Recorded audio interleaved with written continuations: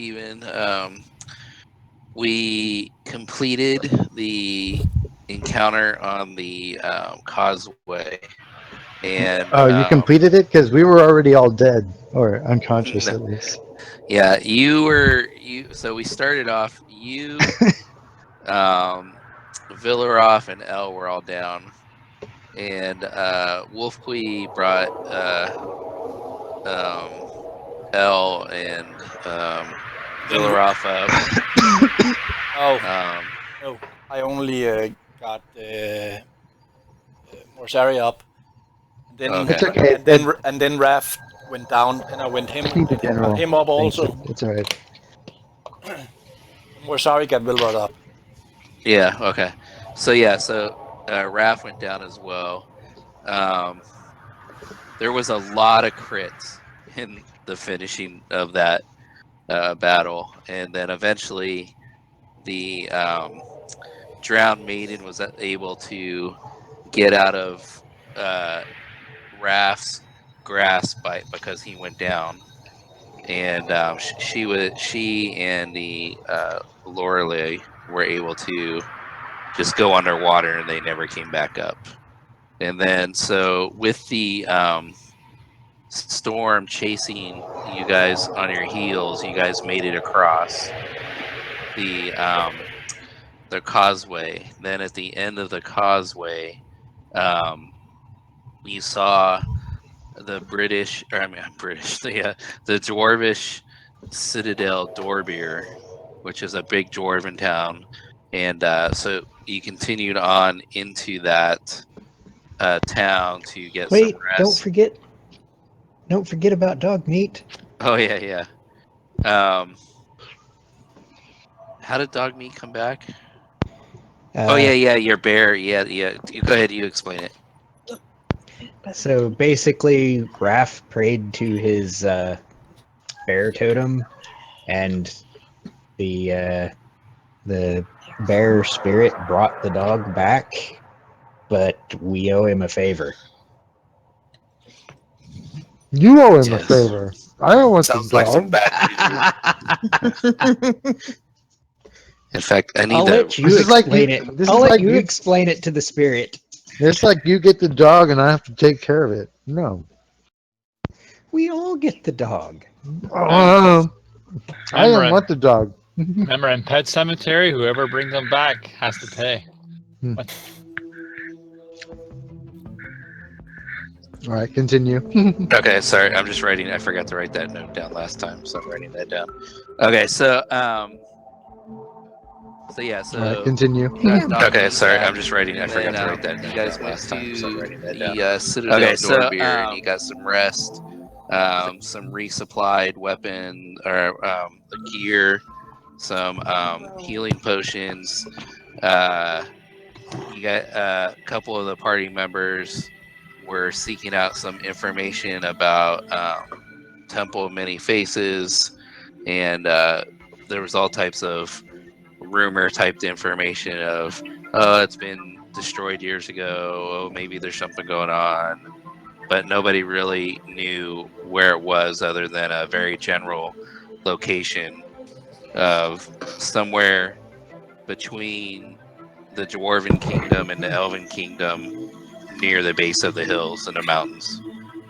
So with that, the party stayed there like 2 days, I think. A day and a half, actually. But 2 nights and a day.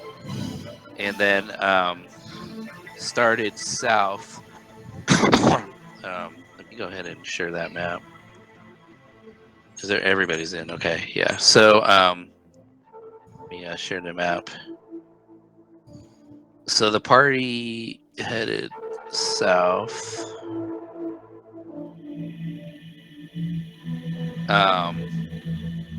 Traveling. So I'm gonna move the circle for a minute, but so you guys were at Citadel Dorbeer up here by where my circle is, and then you started traveling down south on the Western Highway, and about here,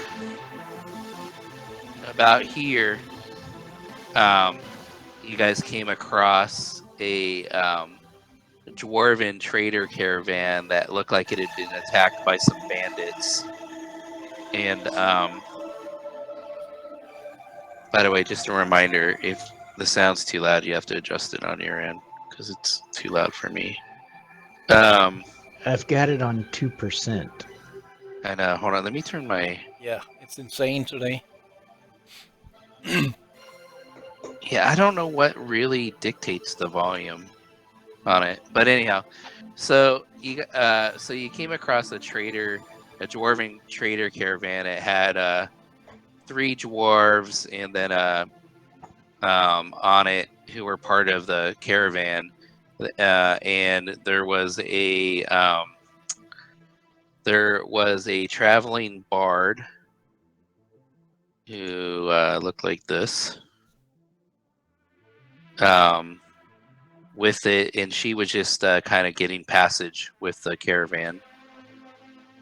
And then there was a gnome, and his name is Grapid, and that is Grapid. And he had asked. He shared with Sturm one night while you guys were around the campfire that he has a message from the Dwarven King Galer Blackhammer, had asked him to deliver a secret message to the Elven Queen and to the council of the gnomes and halflings in Hillshire. He asked if you guys would escort him because he believes that the bandits were actually bandits, but they were sent to kill him and intercept the message. So you guys have agreed to defer your travel to the temple in order to help him get to where he needs to go. So the plan... Sorry, go ahead. Keep talking. No, go ahead. Go ahead. Okay, did nobody ask what a dwarf would ask a gnome to help them? Or is that not a question? No, nobody has really asked that question. And so that's maybe something you can ask him later. Well, we didn't talk to the gnome at all. It was Sturm he contacted alone at some point. Okay. So Sturm's to blame for all of this. Yep. Shenanigans. And it was very fun because at that point he has a headache, real life, so he has no voice. So he was typing, and we were just trying to do what we could. So after that, you guys continue traveling south, and the Western Highway cuts through this wooded area. And about where I have the circle now, you guys are coming down a road, and there were 2 knights mounted who had stopped you, and they said they were knights from Dyserth, the town at Sturm's from, and they said that because of thievery and other things, they needed to search the wagon's loads and search you guys. And everything seemed kind of odd because these guys here, whoever's doing that's making a lot of background noise. It was L. So these knights here were mounted, and Sturm would have recognized that these guys were not actually knights of Dyserth. And so as Raph and Sturm approached, these guys drew their swords and started moving towards them. At this point, everything was kind of like everybody was holding weapons and kind of playing the situation out, but it's come to this point to where it looks like a battle is going to ensue. Well, if memory serves me correctly, before we went up there, I told the other guys down back below to ready their weapons, bows and the such. Yeah, you did. And to await my indication to fire. And then me and Raph moved up there, and then as soon as they started coming towards us, I gave the signal to fire. Yeah, and so that's where we start with L at the top of the order. So, and then just before we start with that, you guys have been, just as a matter of note, you've been traveling. Wow, I don't know why the sound is so loud tonight. I may have a solution for you. Are you on Windows 10? I just muted it. Yeah. Click on the speaker icon, and then choose Open Sound Strength. I think it's called in English, the very first one. And in there you can see all your things that is up, and then you can just turn Discord down. And I guess you have 2 Discords there.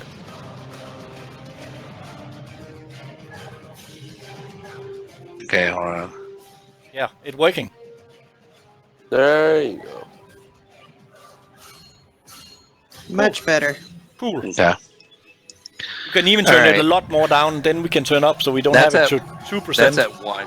Ah, okay. That's at 1. Okay. So, okay, wait, hold on. That's the cable input. Hold on, let me try one more thing. Hold on. There's something. Yeah, Macone, we have all resources, and since you was not here last time, you can buy 6 general potions at 50 and 1 greater for 100 if you want to. I didn't buy it when I controlled your character. Sounds like you made a mistake. That's what it sounds like. Well, I didn't want to spend your money. What am I going to spend my money on? I'd like to see the 1,000 gold whore that like. I have Does that 15 sound like plat- it went down? Yeah. I don't know. Mine's already at 2%. I'd have to have it higher in order to tell. Okay, I turned it way down. Yeah, it's a lot better now. Okay. Yeah, that sounds good. Okay. I will All not, right. I will not say good because we are on 5% and 2% and so on, and he has turned it down also, so there's something totally wrong somewhere. But let's move on. Yeah. Okay. So, all right. So we start at the top of the order, and Masari, you're. Oh, yeah. So I don't know if I said it or not. You guys have been traveling now for 6 days since you left the castle. Okay. So you want us to take 6 rations off? We paid in the town and so on. Well, you spent like 2 days in the town, so you probably should have taken like 4 rations off. Okay.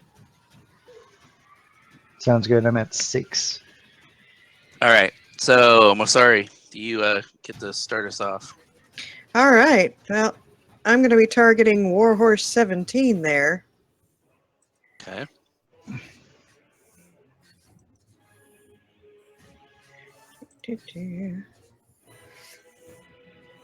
You targeting the horse or the knight?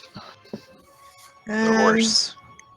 Gotcha. Well, I think that's what I entered. I was just clarifying so I know myself. That's all. Yeah, it's because I there's can't. 2 I don't tokens. seem to be able to target the Just move the your knight. just move your mouse around it, then you should be able to. No, Well, I have moved it all over, and there is You can no. Hold on. target Hold on. combat. Yeah, target it on the combat tracker. Okay, Just- hold on. Yeah. Because I'm actually targeting the guy. I wouldn't shoot the horse. Okay. We might use yeah. the horse. What's his name? The Seven- knight- 17. Knight 17? Yeah. Okay. You made it easy.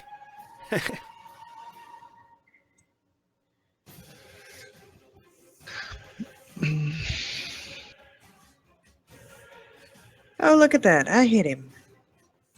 Yay.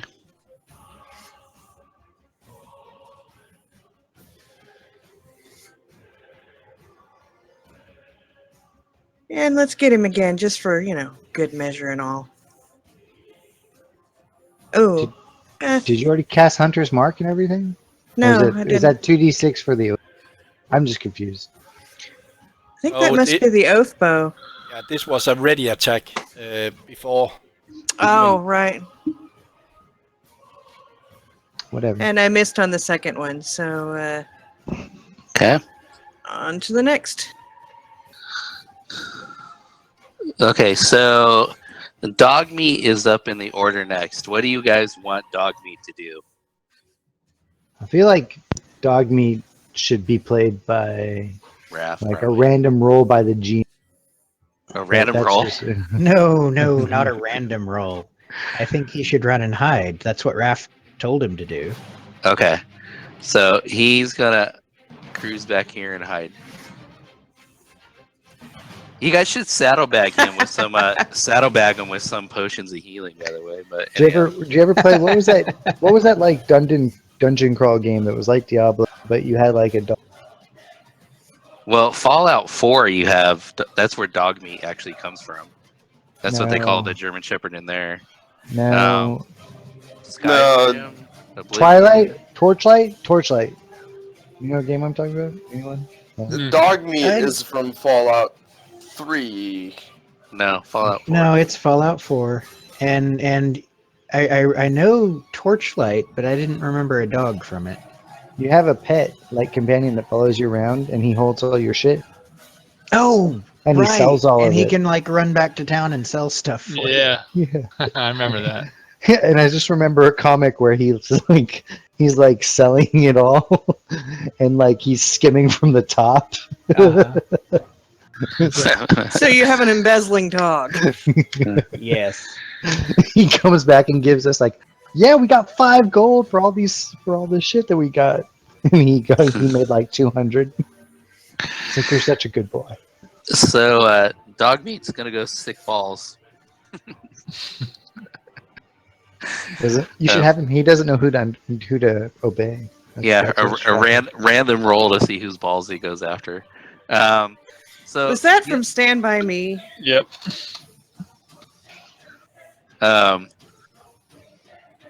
Gilly, who is the dwarf caravan master, is actually at the helm of those horses. He's just going to keep the horses calm for this round. Beldak.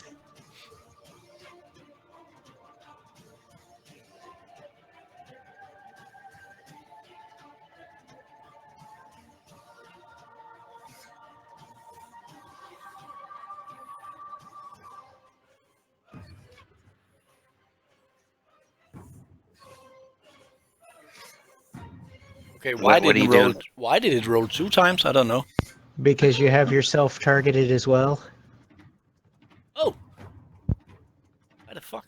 Oh. Probably because of healing potion. Yeah,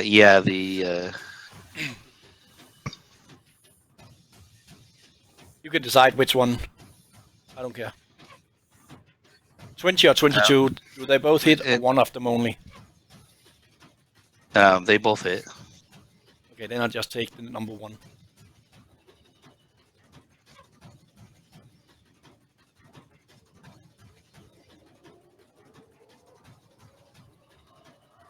That's my turn.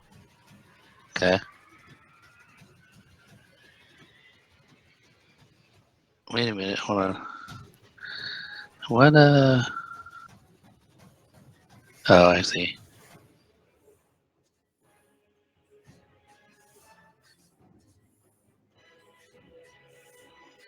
Okay. Endel, so she jumps off the cart and takes cover there behind it.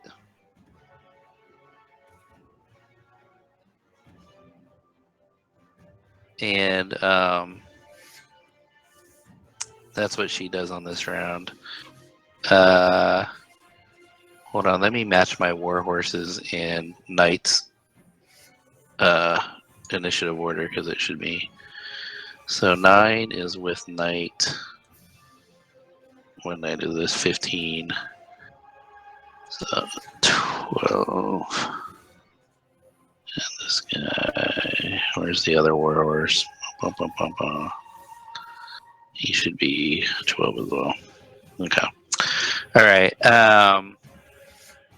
And then, so she jumps off, takes cover behind the wagon. Thanarv,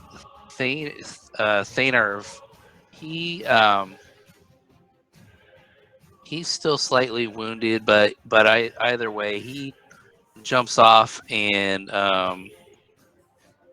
he doesn't have any ranged weapons, so he's gonna or wait, no, Thanarv. Sorry, I have to get my characters right. Oh yeah, he's the helping hand. So he draws out a club from the cart, and he jumps out back to. Oops, moving the cart out from under him.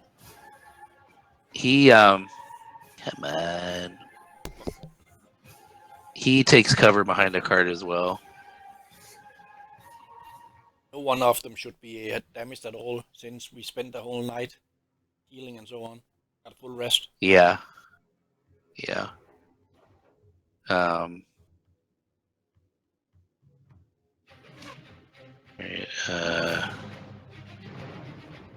Okay, and then Sturm, it's now your turn. All right. What is it? I'm Kitty gonna. cat? On the table? You're, On the actual table? You're kind of interrupting the. No. You're not muted. Steven, go Sorry. push the talk. Oh, I'm sorry. Sturm, they're actually riding, but just so it's easier to target, I've separated them. Gotcha. All right. So what I'm going to do is I'm going to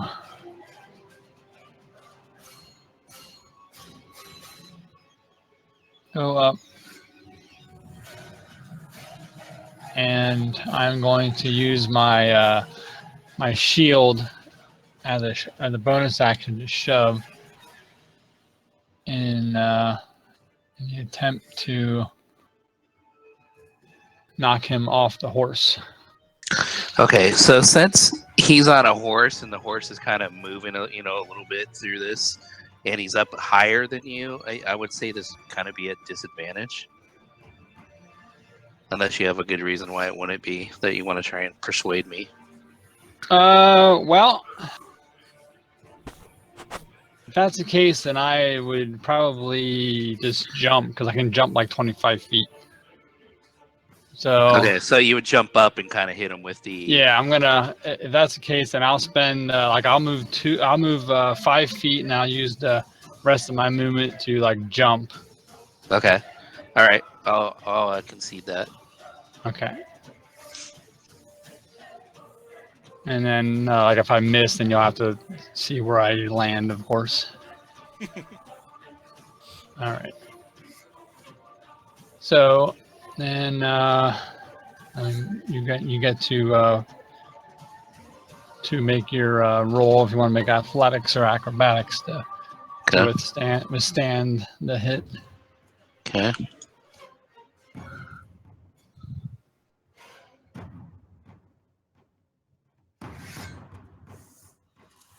Okay, and you succeed. And so he is thrown off. So since you're on that side, he would probably fall to this side of the horse. All right. And he is prone. All right. So then, since I ain't gonna move anymore, then I would probably just try to attack the guy on the horse. Now, what do I need to? What kind of negative do I get for attacking the guy that's on the horse? I think you could swing up easily. I think just actually like getting high to push somebody off of the shield. All right, so a regular attack. Yeah, a regular attack would be fine on that. All right, sounds good.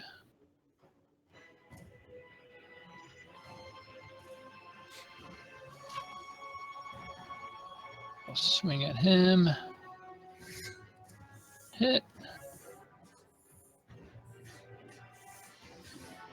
And then with my bonus action, not bonus action, my second attack.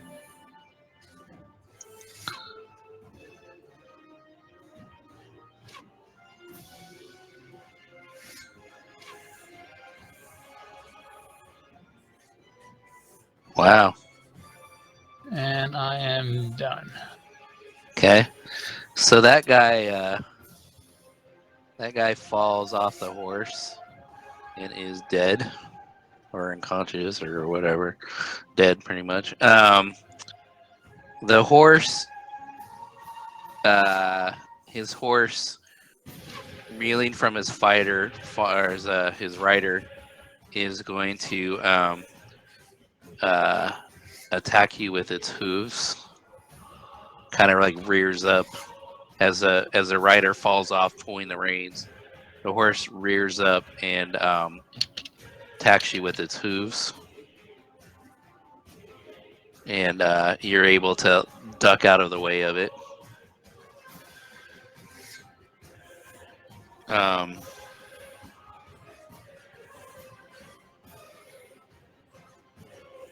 And then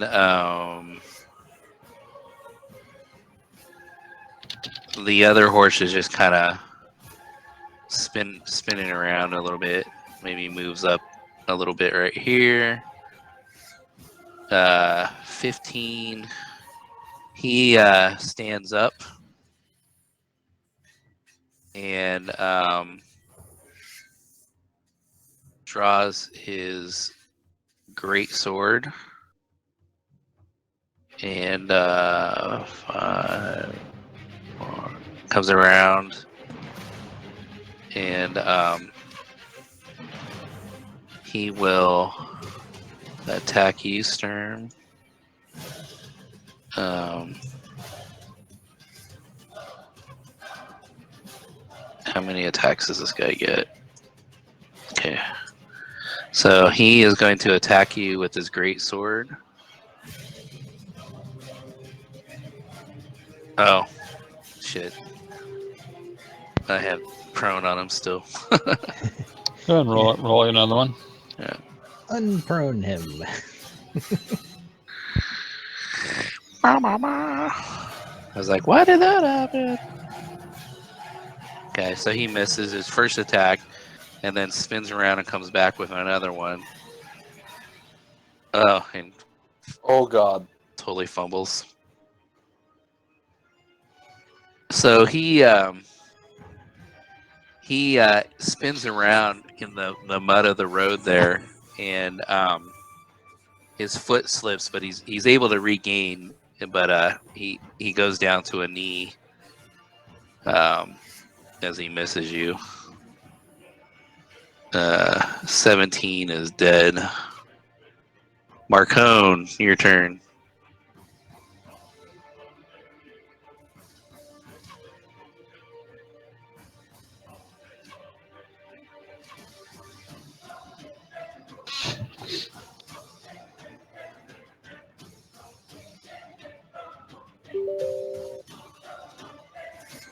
Marcone, are you there? I don't hear you. Maybe you're muted still. That was There the we go. issue. Yep. So I want to move there, and then looks like this is going to be a relatively easy fight. So I'm going to target him. Can I see him? The knight, yeah. You Yeah. can see him. Okay, cool. So then we will cast that.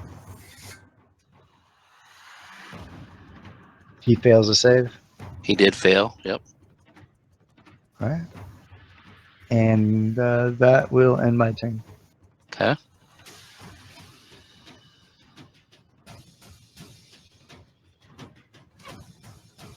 Okay, so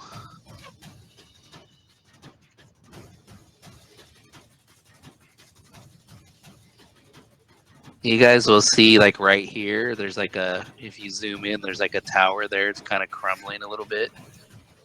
Yeah. Um, I don't see that. I think you're cheating, but yeah.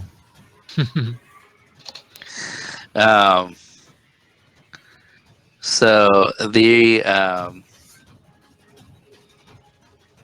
you see a head pop up over that wall a little bit, and You see his hands moving, and get rid of this. Let me get rid of that one. Sorry.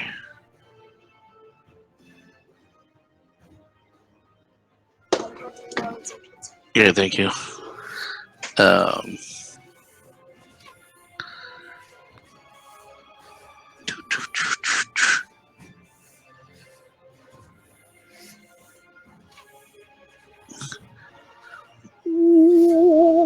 That doesn't look good. Yeah, that in fact looks the opposite of good. One could even go so far as to say that looks bad. Is that still 60 feet if I do that? Yeah, you just well, it's 55. You actually get 5 more feet. Yeah, okay, technically. good. Good. I can't see I have my a feeling number. I know what that is. Where's my number? I have a feeling Oh, it's there gonna it is. suck. It's underneath him. There you go. Yeah, I got it. Okay, that's 65. 60. And there we go. 55, 60. Yeah, we'll go with that. So he comes up and you see his arms waving and he points. And it looks like he will get Sturm, the horse,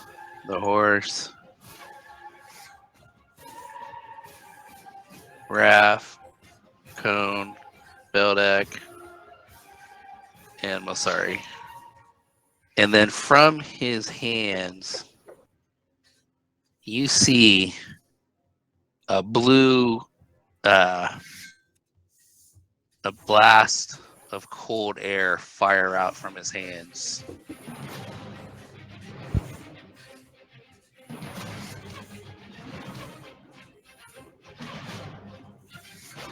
And it looks like, let's see, the warhorse failed. Both warhorses failed. Beldak succeeded. Sturm succeeded. Oh, Masari, you're the only one that failed, basically. Oh, Okay, fantastic. So I'm gonna roll, and then you guys can tell me if you have anything. So it's a blast of cold. It's cone of cold.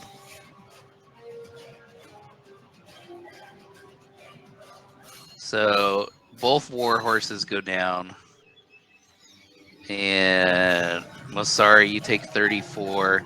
Everybody else took 17. Ow. If I would take half and I succeed, I would take none with my shield. So you take none, you said? If I succeed and I would normally take half on the success, I take none. Okay. So you are good.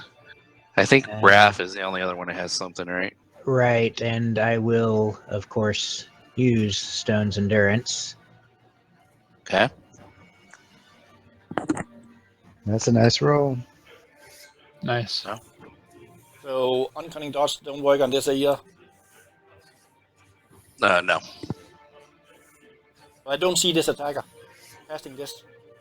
And I think you can only do single target on Uncanny Dodge. Uncanny Dodge, he has to be targeting you specifically, not just an area. It's gotta be an attack roll, not a save. Okay, so he then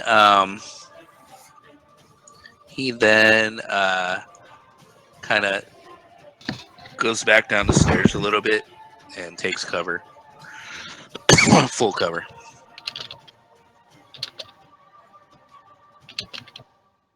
And that would leave Yerm, the bodyguard of the caravan, and he is ready and in action. He doesn't have. Oh wait, no, he's got a. Well, he's got a heavy crossbow. Actually, is our other knight still? Yeah, so he's going to target this knight with his heavy crossbow.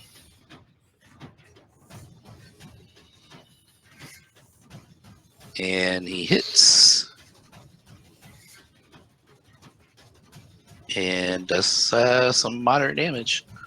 It whizzes right over Sturm's shoulder, and hits the a knight on the other side of him. And Raph.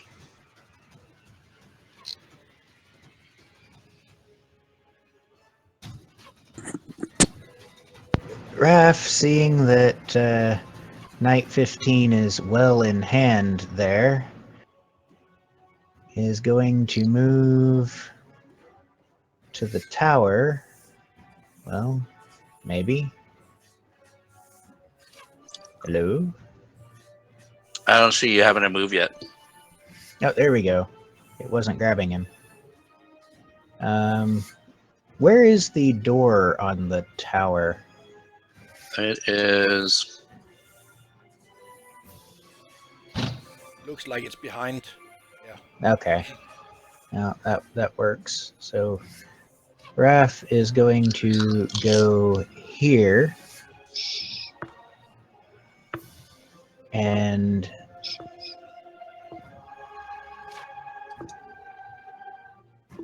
hopefully that's... And then he will ready an action to grapple Mr. Mage if he decides to come out of the tower. Okay. As you come around there, you see a horse tied to a tree back here.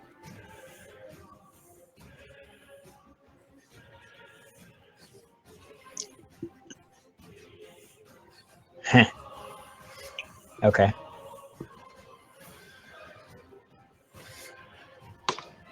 Just Anything else? out of curiosity, I'm going... Oh, well, I wanted to measure that distance. It's 30-something, but I can't see the number. 30 feet. Okay.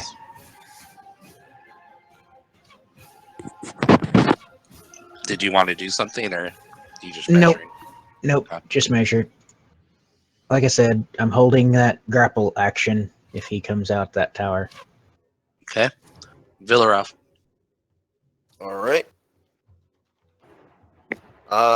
Seeming as the mage threw quite a big blast of something, Villaroth is gonna try to stay a little farther out, just in case. It's gonna try to get a better vantage point up here. So you would be like in trees up there. Right. If I move another 5, would it be any better? Well, I mean, you're under the trees, so you can. I mean, you can probably still see. Yeah. And I'm going to... in a flurry of magic, cast a firebolt at the knight that's by Sturm. And I'm going to quicken it. So that's when I cast a spell out as a casting type 1 action. I can spend 2 sorcery points to make it a bonus action. Okay. So, tick off 2 sorcery points and cast a firebolt as a bonus action, which hits. Oh wow. Damn. And I will cast another one as an action this time. You can't fire. Oh, wait. Yeah, you can. Because quicken spell. Very practical. Right. So death blow. The first one, it streaks out like and hits him in the shoulder really nicely. It singes his armor. You can hear sizzling flesh underneath. The second one hits him in the head. It knocks his helmet clean off, and his face. He basically looks like Two-Face now. And it burns him so badly. The left side of his face is so singed that his eyes is just rolling into his skull and he falls over. Nice. And that's my turn. Okay, Grappit is going to hide behind a wagon by Endel. And that brings us back up to Masari. Oh, goody. I'm nice and hurt now and pissed off. So I'm going to shoot something.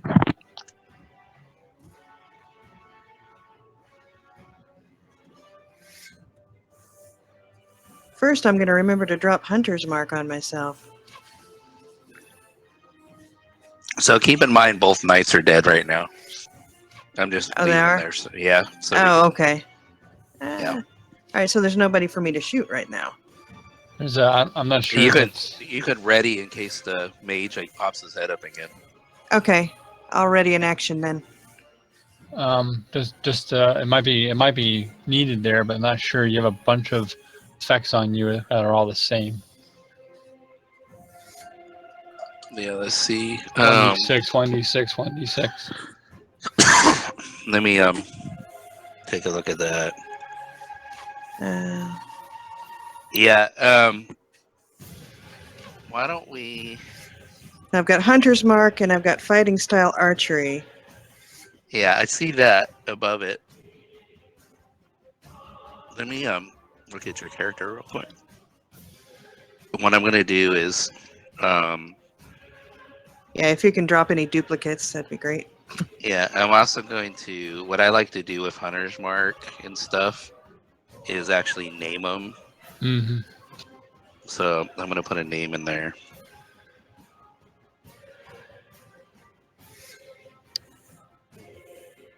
And I believe it's a colon, right? After you name something. I'd have to look at something else, but. Okay. So I'm going to take that one off. Go ahead and reapply your Hunter's Mark.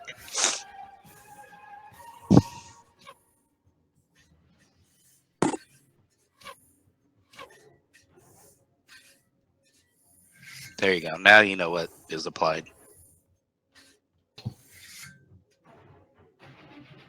Okay, and so you're readying an action now to, in case the mage pops its head up again. Is that Right. correct? Okay. Yes. All right. Anything else? I'm gonna go ahead and just move forward just a little bit.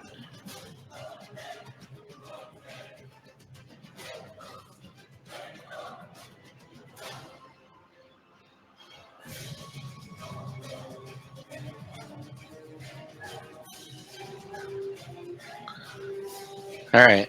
And then if that's it, just hit your down arrow.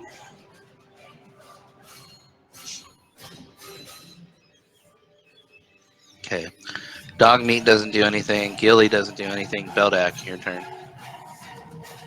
If I remember correctly, you were on a horse still, so I jump off my horse and then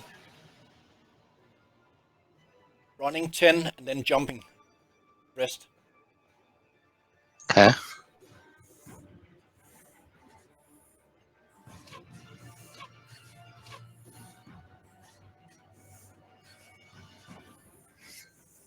And so, like, you're landing beside the tower? Is that your intention? Yeah. Okay. And I don't see anything or hear anything, and I know he's in there, of course. But that's it, correct? Yeah. Correct. And I would like to, as a bonus action use, try to make a stealth check. Okay.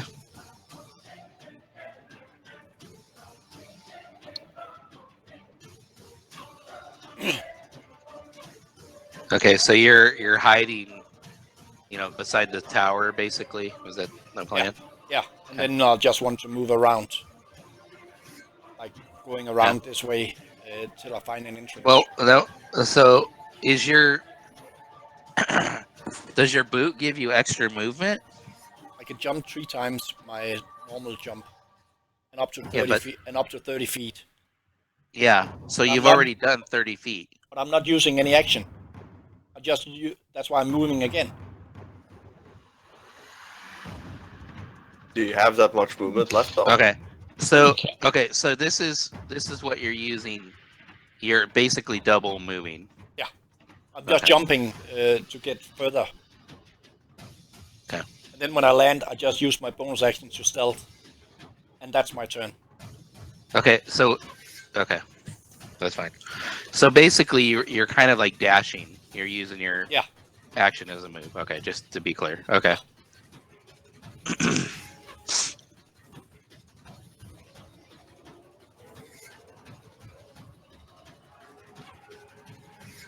I could also see that horse, correct? Yeah.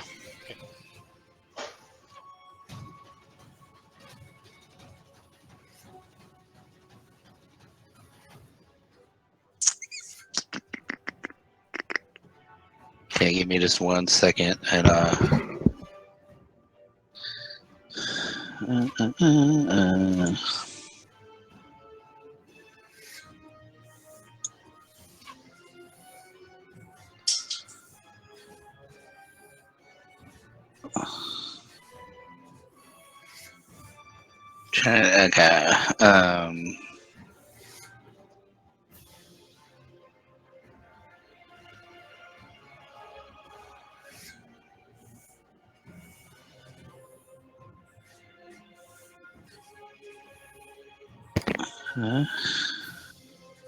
And what was?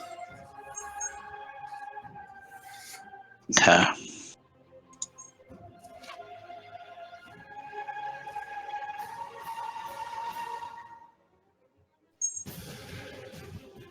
Okay. Saint Arv doesn't do anything. Sturm, your turn. All right, and also give me that 17 points of damage back. I didn't realize it was a con save. That only works for dex saves. Oh, okay. So give that back to me, please. Thanks. Got it. Oh, actually, hold on. I forgot to do one thing that I was doing behind the scenes.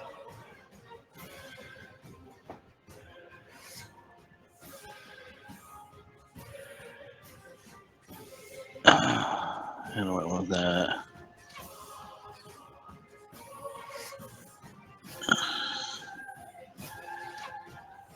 Okay. All right. Go ahead, Sturm. All right. Okay. So basically, what I can see around me, I personally don't see anything. No.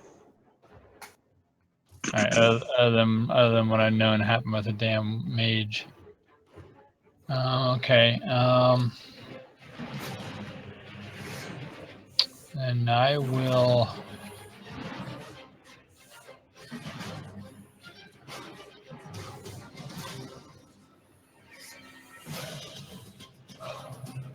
I am going to move over to this spot here.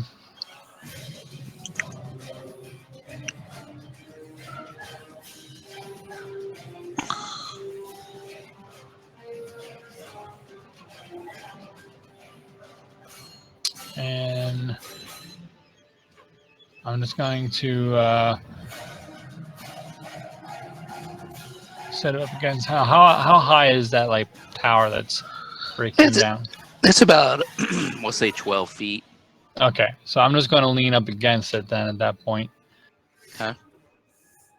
Just so that I have nothing around me that I can kind of be somewhat guarded from behind me there. And then I will pop a potion. Okay.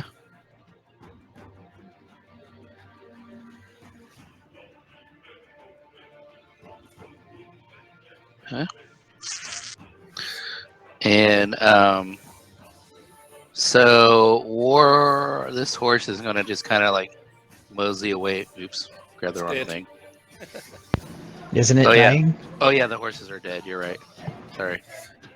Yeah, scared me there for a minute. Dead. Nightmare horse. Dead. Undead Okay. horses. Oh man.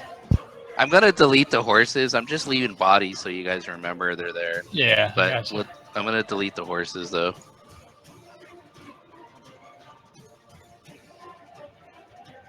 Okay, Marcon.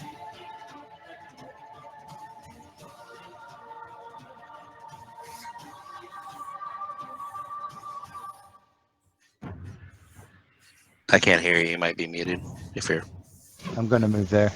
Okay.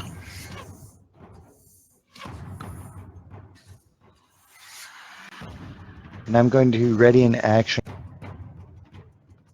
Okay. First stranger I see. Okay.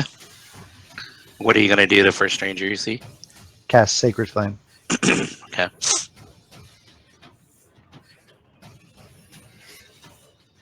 All right, then there you go. Okay, as a bonus action, the mage is going to cast Misty Step. Actually, let me zoom in a little bit so I can count this out better.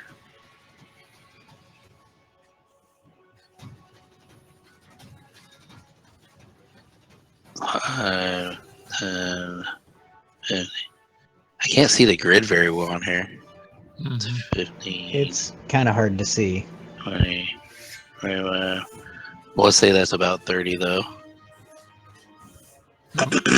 You could always do the same thing we do. I do that sometimes. Just drag it like we do. What do you mean drag? What do you mean drag? It You like, can hold the control down. You can drag NPCs like we do, and then it'll mark it oh, okay. just for future reference. Let me do that real quick because I want to see the whole control. Oh yeah, look at that because I can get further. So the mage jump off the tower. He used Misty Step. Yeah, but he's on top, I guess. He like poked his head up real quick, so Masari, you can take a quick shot at him, Yay! and then Misty stepped. Yes, Marcone would too, I guess. Yeah, actually, you're right. Yep. Okay. Hold on, let me make him. Oh, he is visible. Okay. I don't think McCone can see him. He's just jumping like that. When he was up top, You can see when he poked his head up. Damn, missed him. Yep. Okay, Marcon, do your Sacred Flame.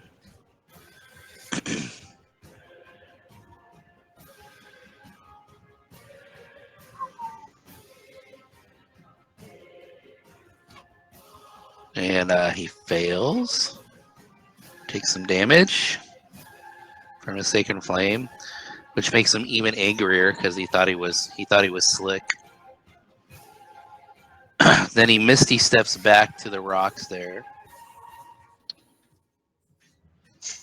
And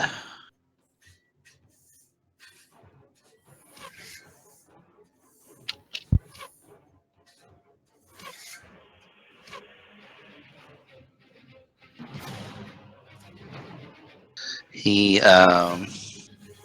drops what is becoming apparently one of my favorite things because it seems like everybody has it. You guys are very familiar with it. He drops an ice storm on you.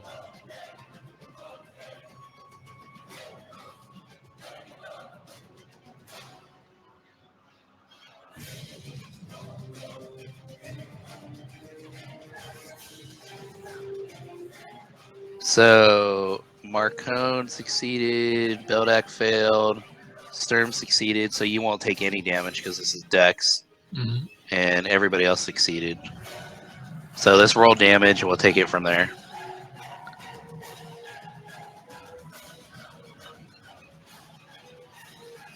Okay, so it dealt 22 if you failed, but so Sturm, you get rid of the 11. So that should take you back to 12. Anybody else have anything to counter that? No, I'm good. Negatory. Ow. Yeah. And Irm, he moves a couple steps this way, and he is going to use his heavy crossbow to take a shot at the mage.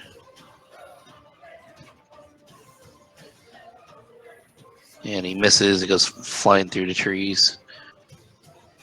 And Raph. Ah, crap. Has anybody said anything, or has the mage yelled, or could I hear the mage casting the spell? Do I have any indication that the mage is no longer in the tower? Roll a perception.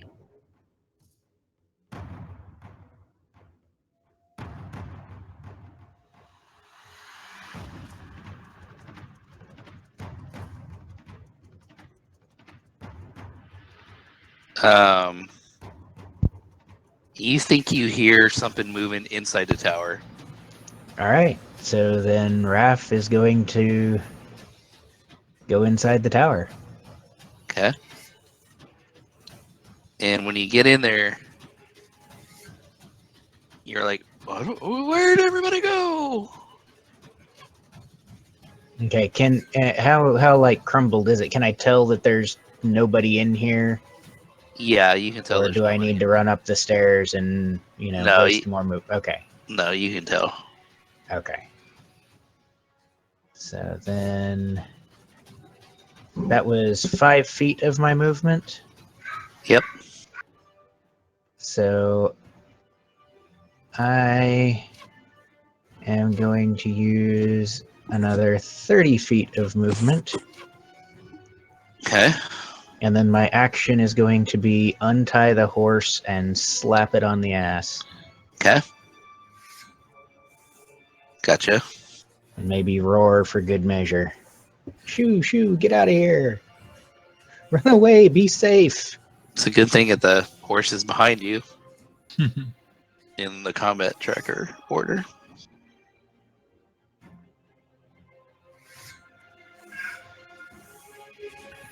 So go ahead and hit the down arrow. Oh, right. And the horse runs off. Raph probably didn't figure it out, but that could have been a horse for Grapid, but it ran off. If it was, we'll have to catch it later.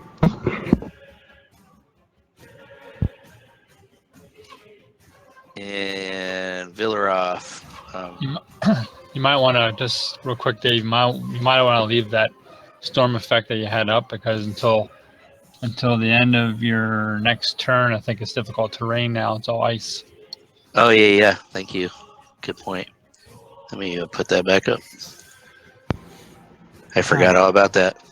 Well, that means I used exactly all of my movement then, because that 5 feet would have been 10.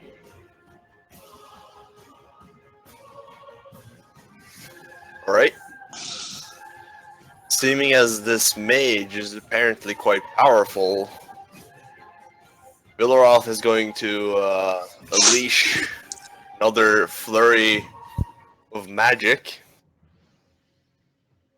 He's going to quicken a Molten Strike and target the mage.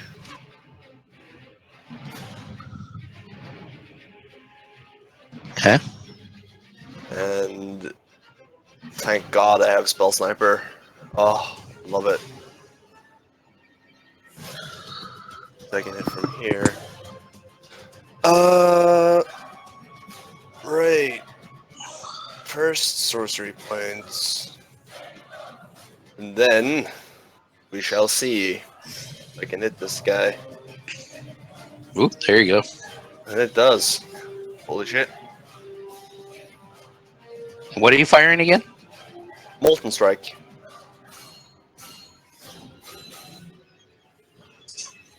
and he will attempt to finish the job with a hard water blast as an action. Okay.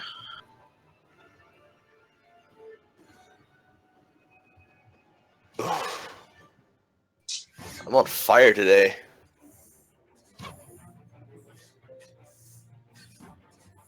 Yeah, boy. I wouldn't say that too loud because, you know, DM might take that literally. And set you on fire. Okay, so killing blow. The molten strike goes out and a beautifully controlled arc, and it's like it goes up fairly high, so it sort of looks like a small meteor as it crashes into the chest of the mage, and he reels in pain, like ah!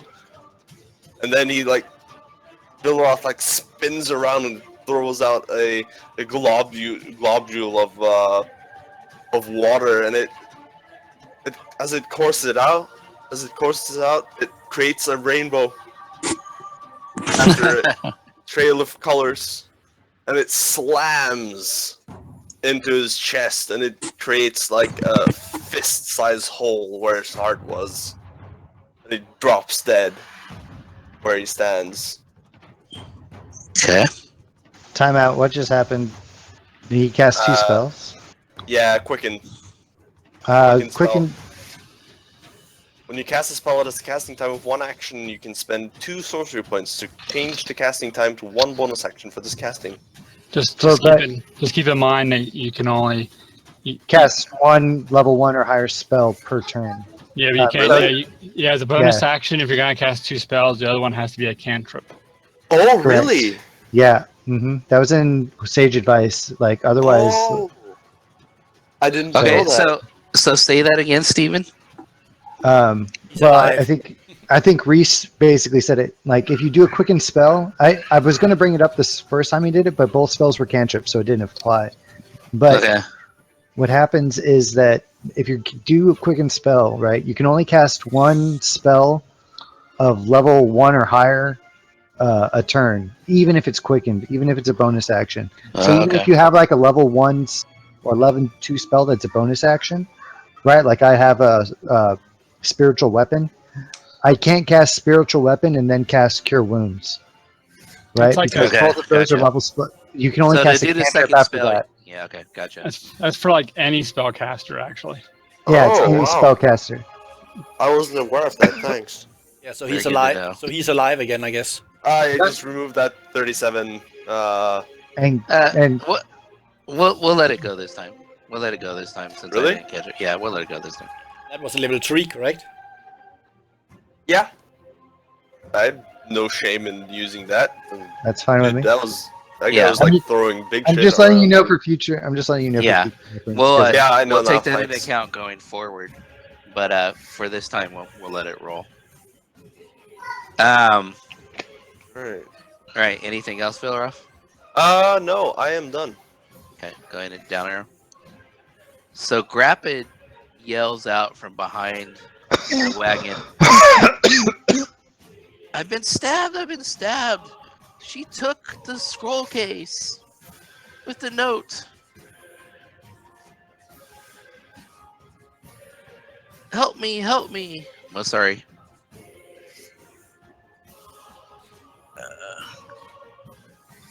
Okay.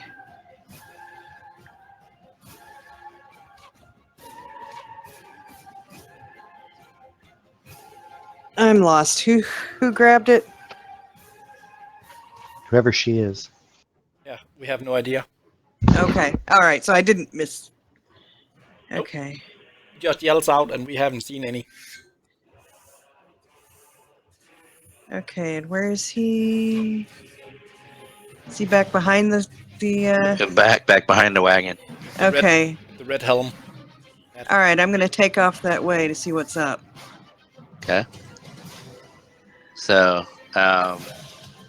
So hey, Sturm, the ice storm goes away as soon as he dies, right? No, Or because does- that or was. it still has to melt. It's right? not a concentration thing. It just happens. Okay. So it still stays there until the end of your next turn. So you have 5 feet less than that, Masari. So you Okay. can move. I There. thought I had 30. Well, you do, but the first 5 is difficult terrain. Oh, okay. Sorry about that. Okay. Okay, so you get up. He's laying on the ground and he's bleeding heavily. So you look like dying type heavily? He's not dead, but he's severely wounded.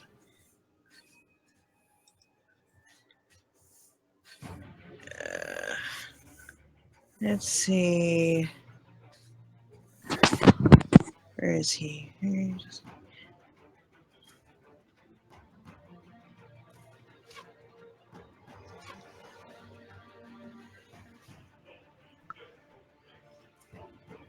I'm gonna put you in an actual box. Okay, do I see any... Can I see anybody around that, like somebody running or... Roll perception. Okay. In the tower? Or- Yeah, in the tower.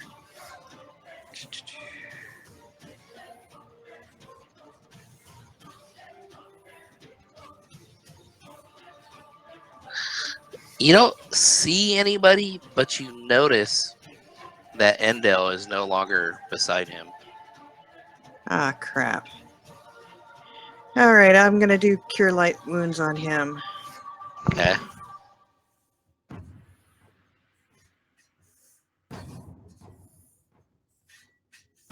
Need him alive long enough to find out what's up. Yeah.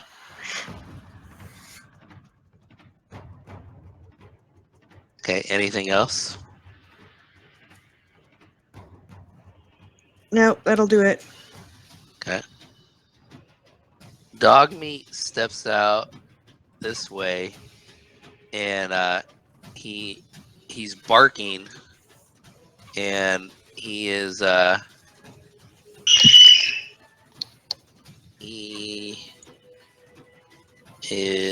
facing. Damn it! I went off the map. Do this so I can get my arrow back on the map. He's facing this way. Oh, So why good not boy. just rotate him? Oh yeah, there you go. Hold on. Let me zoom in and find out where his head is. There we go.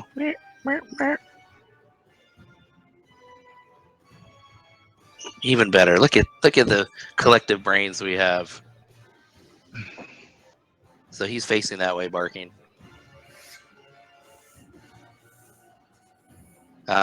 Gilly turns around. He's not sure what's going on. Beldak.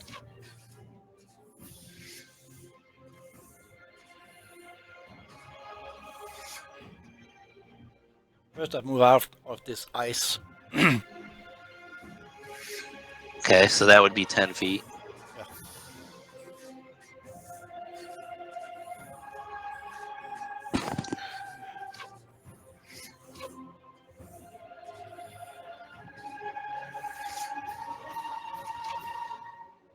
And I'm thinking if I can go out of my 30 first movement, like before I want to dash and jump, if I can jump over to this side, like move over to this, and then the last just run 10 and jump over.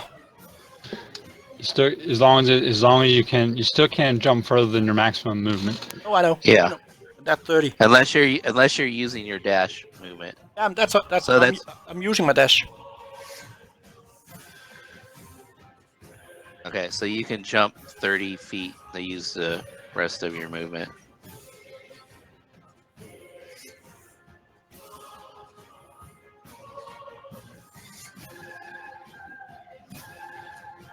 As he sails in the air. That's my turn.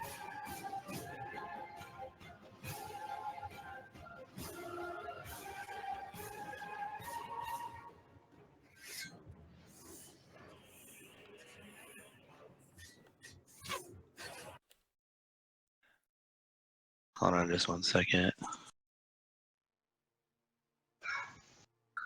Okay. One quick question: did our horses die on the ice storm before? I don't think they did wh- because they didn't hit the caravan. Yeah, we'll just say they got out of the way. I'm not going to kill your horses right now. Okay. Steinarv is just looking around, trying to, be protective. Sturm.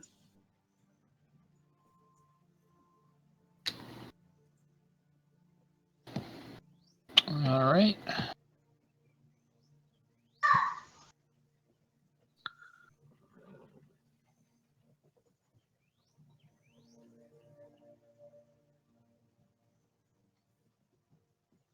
All right. I'm just going to come over here and that's my 30 movement. I'm just going to ask Marcone if he's all right. I'm fine. I'm I'm not fine. sure what the hell's going on here. I don't know. Sounds like somebody got stabbed. And I'm just going to, since I'm kind of confused, I'm just going to be next to Marcone. I'm just going to go in like a dodge. Okay. Marcone, what do you do? Well, let's see. Mike. So I heard the same thing, right? That's like, help, she stabbed me. I heard that, right? Out of Yeah. character? Yeah. Sorry. See, Holmes, it's always a woman, man. Hey now. Yeah. Hey, present company excluded. I'll move there. Okay. It's because it's all difficult terrain, right? Yes. Very slow movement. And 1 second. Bell deck. Sorry. Grip wrap. Shit. I'm gonna try to double move. Like, I'm gonna go over there and see what's up. So, Okay. there. That's fine. And that'll end my turn. Okay. Quick question: do the effects stay on the area even if the guy's dead? Yeah. Yeah. Because it's Sure. ice on the ground, so Cool. it needs That's a just little bit to melt.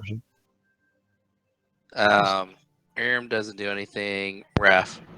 But the effects would go away now, right? Yeah, because his turn would have been up. Okay.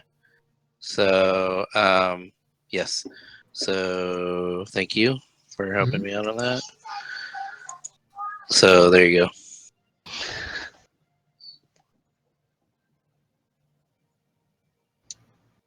All right. So now Raph would have heard what went on, right? He would probably be on the edge of it, but you'd probably be able to notice that everybody's kind of looking back that way now, like, figuring out. I mean, you're a good, 80, 100 feet away, so you're probably on the edge of it. Marcone yells back, "Raph, check the bodies for loot."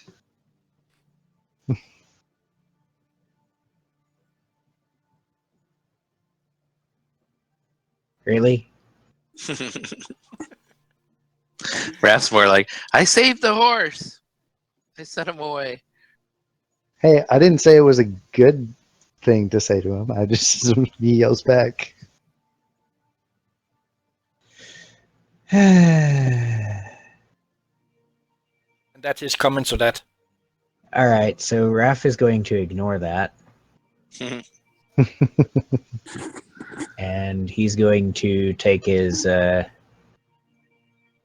run action or whatever it is, extra Okay. move.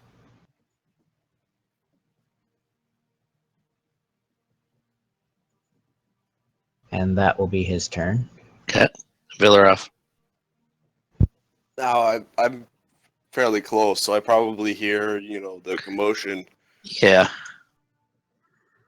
I'm going to move here. It would be here, actually. That would be 30. Okay. So as you move there,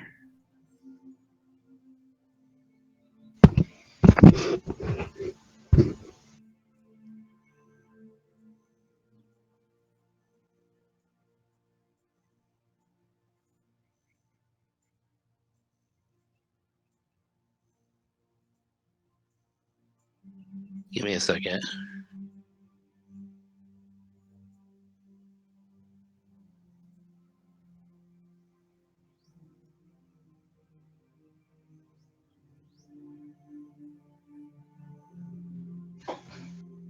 Okay.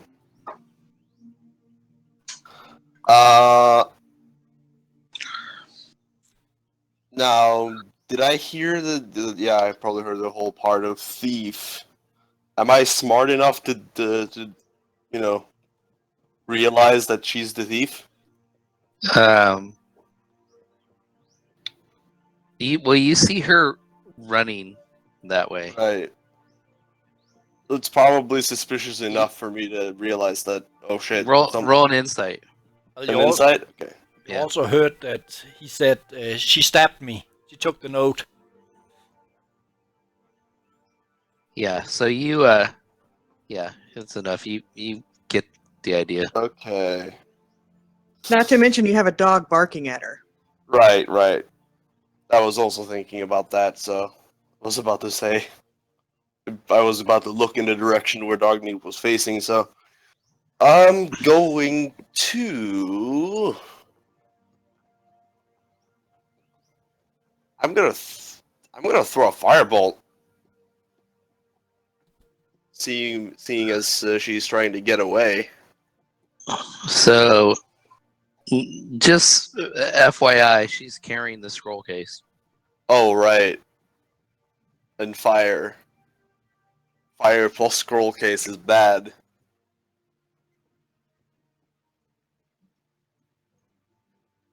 Yeah, Ray of Frost maybe then, because Slow. Yeah, slow. Yeah, that's probably better. Well, no, Ray of Frost has a slowing effect, doesn't it? Yeah, I know. Yeah, minus 10 feet, I think. Minus 10 feet, yeah. For until my turn comes around.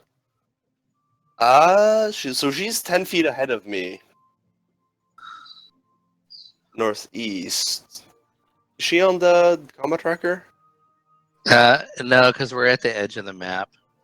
Right. Oh, she's yeah, she is on the combat tracker.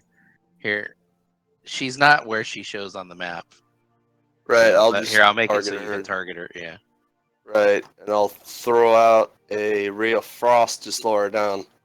Okay. You hit her. Yes. That'll slow her. And I just see her out of the corner of my eye, and I just react, and I just sort of throw it in the hopes that I would hit her. Okay. Sort of frosts over one of her legs, and she's hampered. Okay.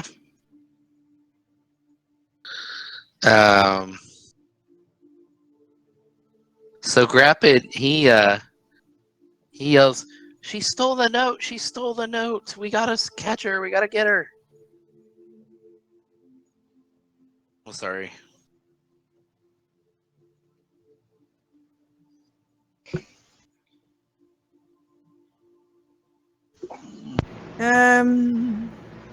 So since Villeroth threw the Ray of Frost at her, that kind of pointed her out to everybody, right? Yeah, but just keep in mind we're off the edge of the map, so we have to Right. data remind this a little bit. So Right. she's about 10 feet in front of him in that direction from him. So she's like 10 feet northeast of Villeroth. All right, I'm going to move over here. She's in some brush and trees and stuff like that. I'm going to move over here by the dog who's barking to see if I can see where he's looking.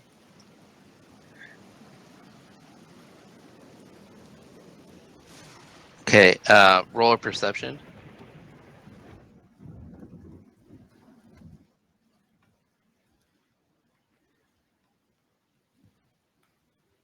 In the tower, sorry, in the tower. But that's fine if you did it out. Yeah, I got it. So you're looking that way and through the brush and stuff. You see the dog barking that way, and you see Villaroff cast a spell in a direction, but you can't make her out with the Yeah. brush and rock and trees and such.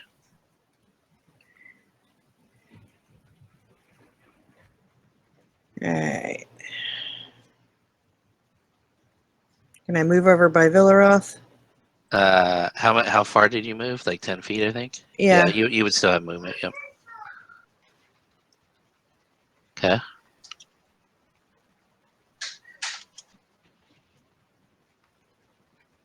And as you move closer, you can get a little glimpse of her.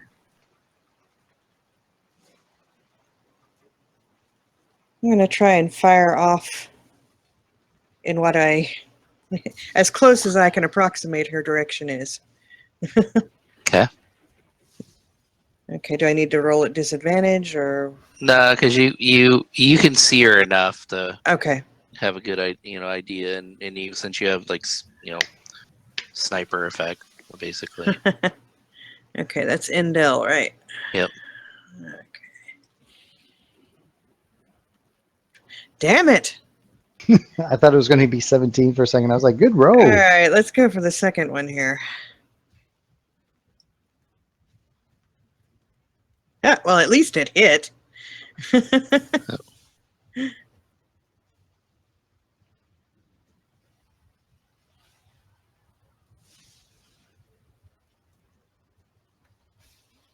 Okay, why are none of my effects are on? I Well, don't know if you switched them over. you can't use hunter mark like that. You need to mark the target first, saying which one, not just get 1d6 on every target you do. No, Hunter's Mark is cast on me, not on the target. Yeah. Hold on. Hunter's Mark's cast on the target. Yeah. But it empowers you.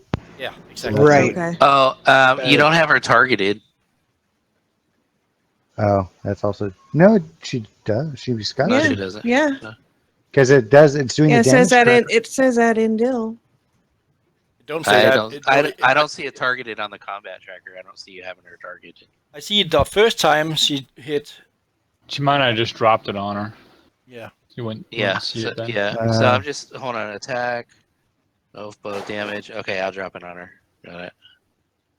So is there supposed to be another D6? Is what you're saying? I think so. Yeah. Not Okay. if you're using hunter's Just- mark correctly. Because you need to mark the target. Okay, Okay, yes, but the I'm way not- it's we're not set gonna- up, It says self. Stop. I understand what she's doing, you guys. She has it set up differently. Just go ahead and roll 1d6, and I'll apply it to her. Thank you. 6. Is there a bonus? There's no bonus to that, right? It's just d6, right? Yeah, it's a straight 35. roll. Yep. Okay, there you go. All It's a right. good roll. Huh? It's max damage. Okay, sorry. Anything else? No, that'll do it.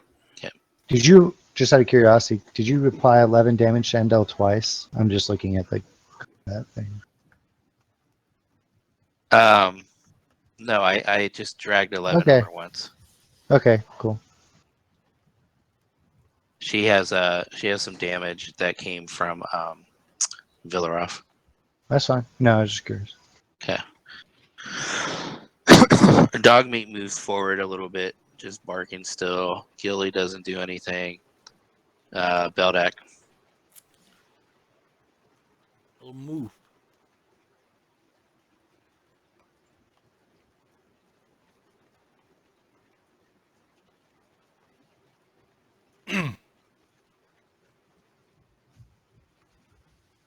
Okay, and then you have to roll a perception if you want to try and see her.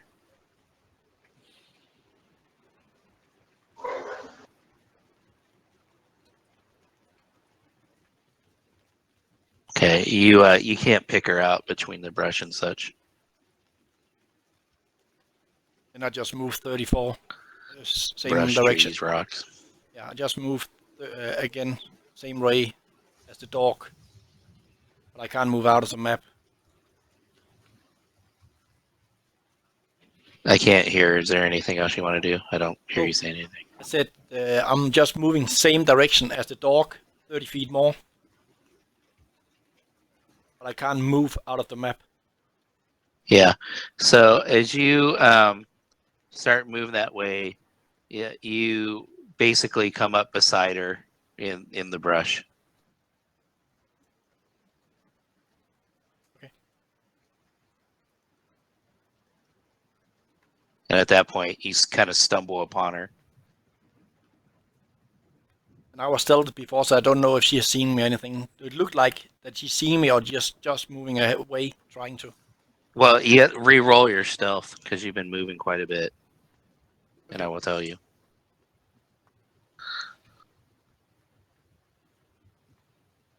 But still, I can't do anything else. I just want to know if she's moving away from me.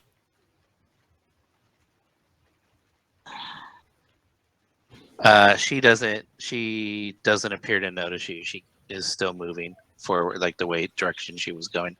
Okay.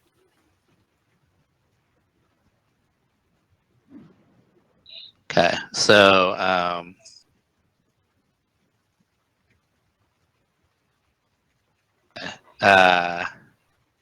You could move the Kindle be lower on the map and just that so you have it visual. or we could just keep doing theater of mind. Yeah. So since you kind of see her, everybody kind of has sight on her, sees her continue running the direction she's going. She's running from you guys. She's running northwest, and she would use her double movement. So you kind of see her in and out. You see her at least at this point. You see her running through the brush northwest. Sturm.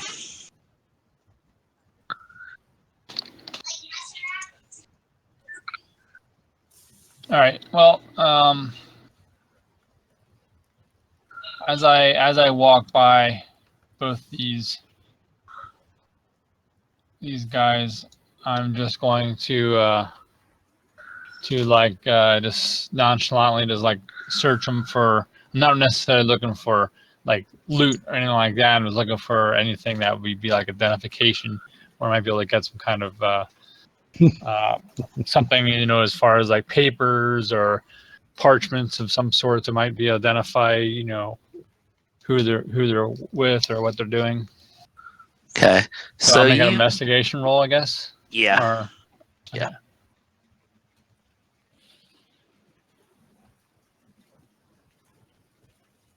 So, you don't really notice.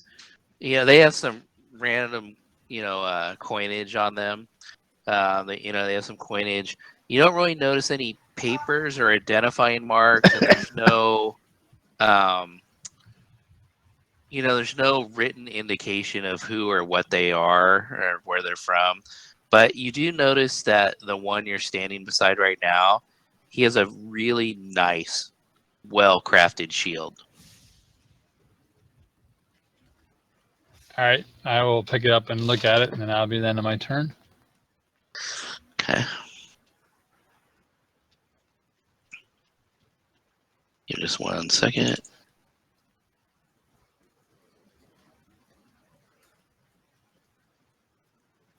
I've dropped it on your character.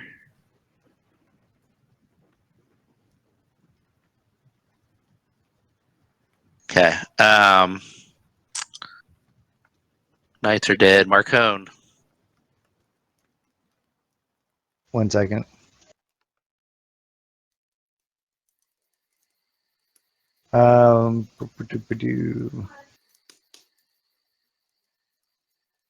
I'm gonna come over here since everyone seems to have that taken care of. And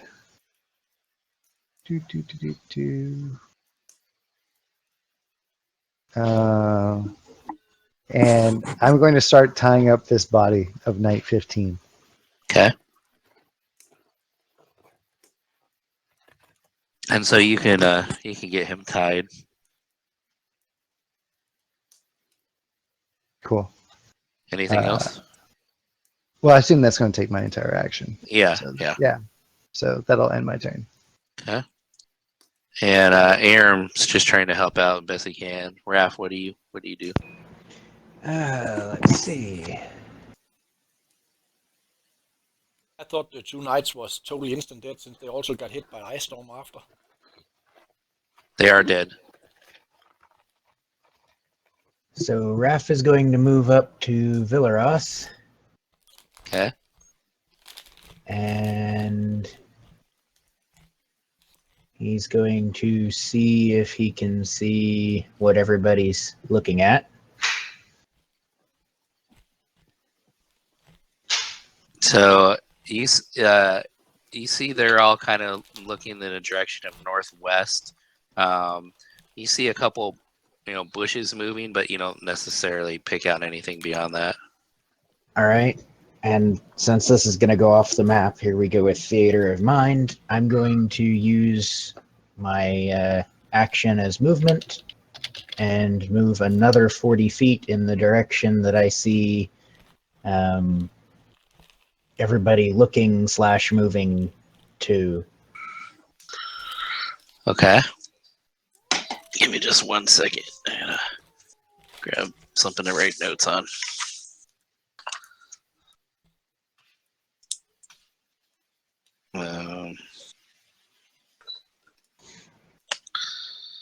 Okay. And so Dogmeat's still barking at her, right? yeah, he's barking in that direction, but he didn't really run off towards her or nothing. Okay, so as I run by Dogmeat, I'm going to yell, "Come on, boy, let's find her!" Okay, and so he will. How much movement does Dogmeat have again? He is about 10 feet behind you, running towards you. Okay, and that is my turn. Okay, Villaroff. Do I still have sight of her? Roll perception Okay. in the tower.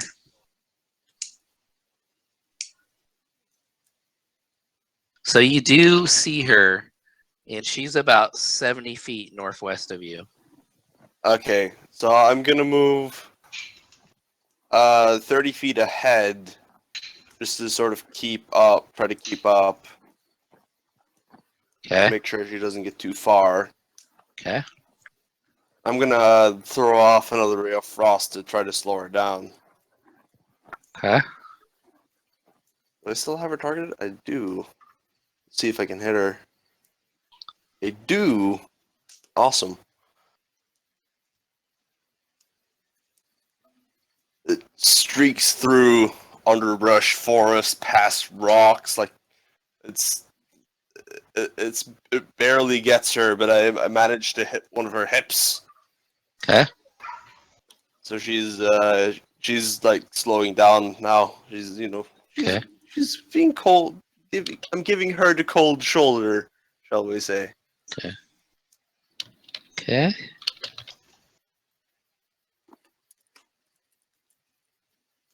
Just writing that note down that she's severely reduced. Grapid doesn't really do anything. Sorry.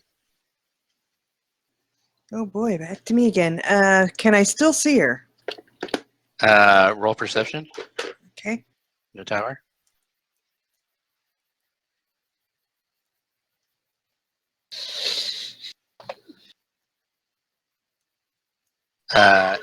You have lost sight of her. Damn. Then I'll hold action, waiting for a glimpse of her. Okay. So you're You readying wanna an ready? action to shoot. Yeah, you're readying an action to shoot her if you see her Right. down the. Okay, gotcha. All right. Dog meat. I'm gonna put dog meat actually on Raph's movement, and we'll that his last one. We'll say that's where he was. So, since you're controlling him, he's 9. Okay. Gilly doesn't do anything. Beldak, if you so she was running a little bit, so you need to roll perception again if you want to try and see her. Oh, I thought she was just beside me next time. No, she moved. Yeah, I know.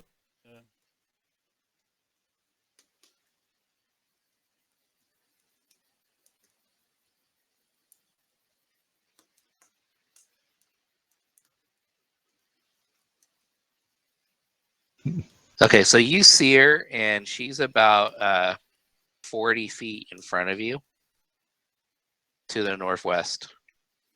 Then I will run 10 and jump up next to her, and then as my action, then I'll attack her. Okay, so you can only get within 10 feet of her with your movement.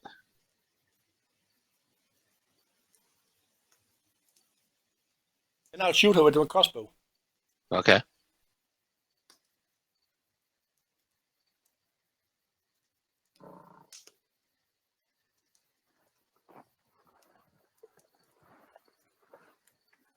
Nope, I will re-roll that with my lucky trait. Okay. Does that apply to attacks as well? Yeah. Attack rolls, ability checks, and same. Yep. Okay. And I still miss anyway. Yep.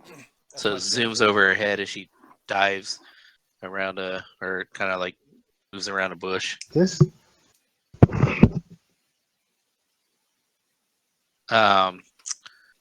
She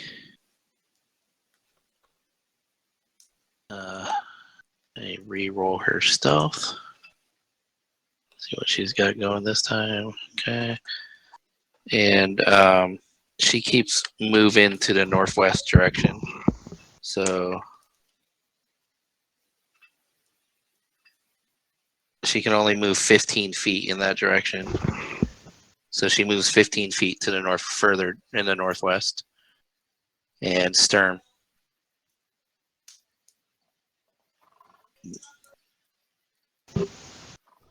All right, so I'm just basically looking at this, and I see that it has an eye symbol on it. So I'm thinking to myself, it's like this might come in handy.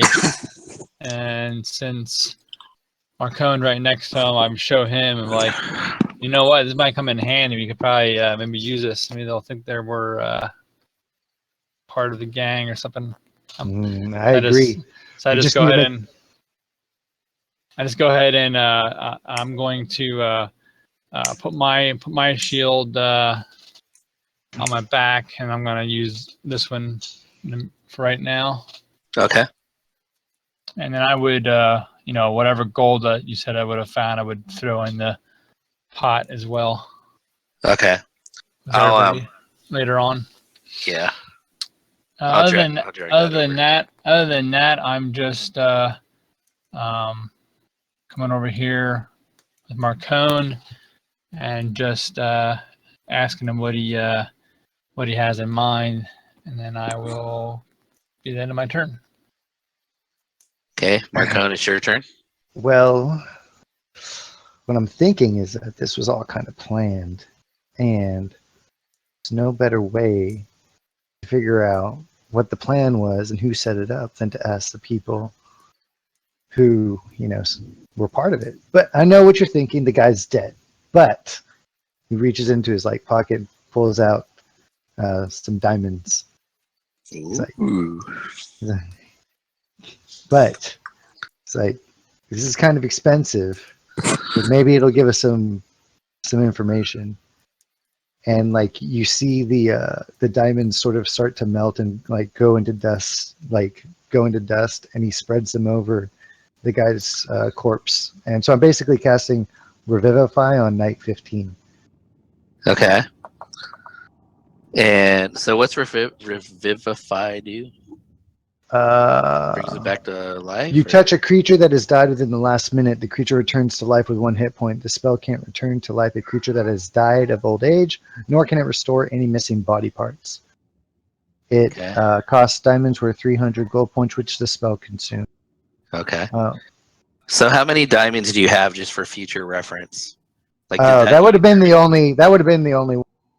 Carried Okay. like I only would have carried 1 set. I'll have to refresh. Okay.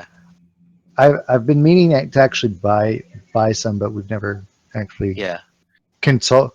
We've never really talked about like the consuming thing. I know we have Yeah. like once or twice. But. So yeah, if it's So- a hard consume, we'll consume. But we'll say that since you weren't here last week, that you were able to get them.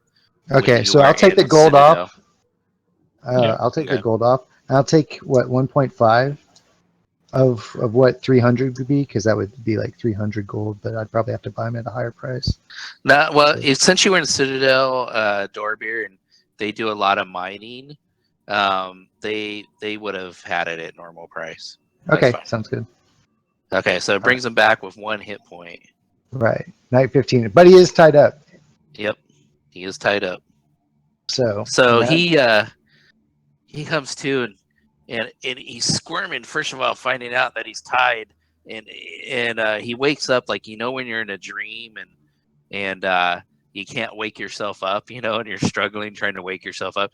He's kind of doing that, trying to get up, and he's like, where am I? What I could swear I died. Who you guys killed me. Who are you? Let me go. So Marcon looks over at Sturm and is like, "See, now we have answers." Good work, my friend. And that'll be my turn. Okay. And go ahead and give yourself inspiration there, Marco. That was good tactics and planning there. I like it.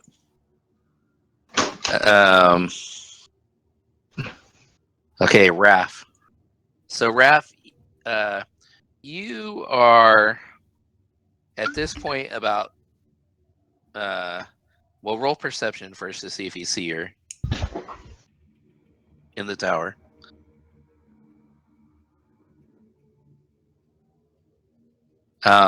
You've lost sight of her, but you know that you were about 15 feet behind her, 15 to 20 feet behind her when you lost sight of her and she was running to the northwest. All right, so I would keep moving in that direction, looking for her. Okay. And as you move about 25 feet forward, you bump into her. Ah, grapple.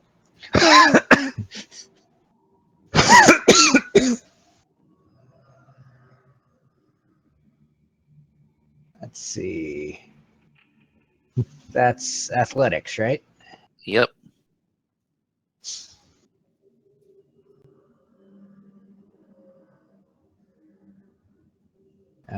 Okay, so I can't. Oh wait, I can roll dex. I have to do strength on a grapple, right? Or can I do? I think you As can the do. person, yeah, as a person. I'm sorry. Go ahead. No, I was gonna say go ahead, Reese. To escape. Yeah, you can basically, as the person that's getting grappled, it's your choice to use athletics or acrobatics. The person Okay. that's grappling has to use athletics. Okay. Right. Oh, there we go. But I think to escape the grapple once it's already initiated, it's it's- strength at that point. No, it's So- either or. Still either or at that point? Yep. Okay. So you lunge at her, trying to grab her, and you kind of get a hand off of her, or get a hand on her, and as you touch her, one of your hands hits her face, and you feel like her face kind of shift.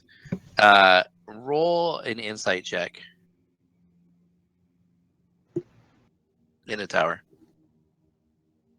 So you think her face is going sideways, but as that happens, there it is. She turns from what she looked like before to this.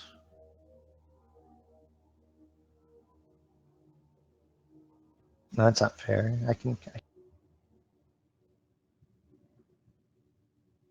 But you miss her with the waiting, grab. waiting for it to load. Okay. So, but she dodges your grapple. Can I use my inspiration to re-roll? Yes.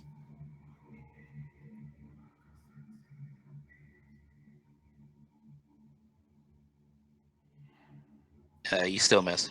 Seriously, the dice betray me. She's quite acrobatic. All right. Well, then I guess that's my turn. I'm just gonna keep chasing her. Okay. And then dog meat. You want? I assume to continue the pursuit, right? Right. Okay. So let's see if dog meat will notice her, and I think he has advantage on his perception, and he does notice her, and so he is able to catch. What's his movement? Yep, he's able to catch up to her, and he notices her. You can track her scent. He is going to try and grapple her with his, try and bite her leg or something and hold on to her. And where is her sheet again?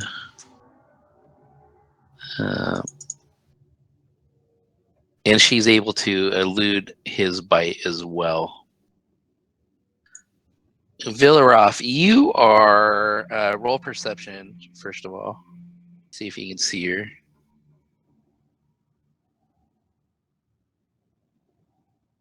I was muted. Tower. Yes. Yeah, all these perceptions in the tower, please. You do see her, but you notice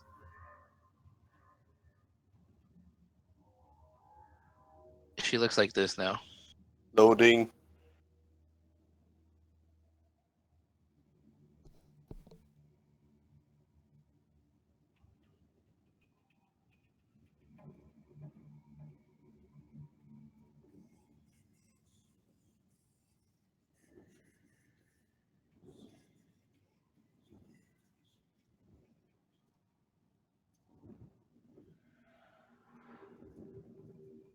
Huh. Okay. Right. How far away am I? You are about 55 feet behind her. 55 feet. I'm gonna move 30 to try to catch up as far as I can. Okay. That So would take me to 15 feet away, right? No. Because you're 55 behind her, 30. You're now 25 behind her. 25, yeah, thank you. I'm going to... I'm tempted to finish her off, but I'm gonna slow her down again with Ray of Frost to keep trying to freeze her legs. Okay.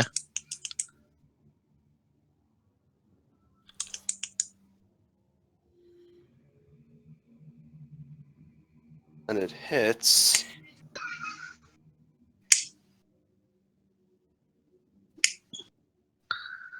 It lances out. I managed to get a pretty good shot off. And, I hit her ankle, so she's leaving like frosty steps behind. She's staggering a little bit. Okay. Rapid's back there. Masari, you are about 75 feet behind her. Roll perception. Well, actually, you don't know how far you are behind her yet, but unless you see her. So you do see her. She now looks like this.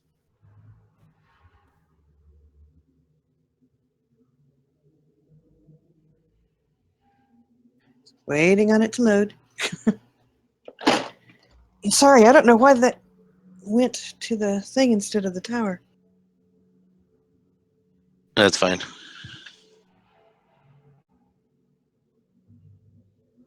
So anyhow, she's 75 feet northwest of you. You do get a glimpse of her. She's kind of stumbling a little bit from being hit from the last ice thing that Villarok Boy, did. that is a big change.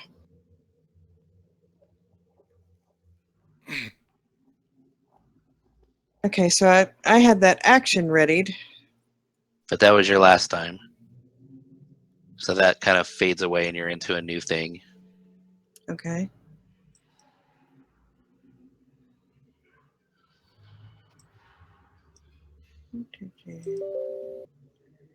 All right. I will try to shoot at her.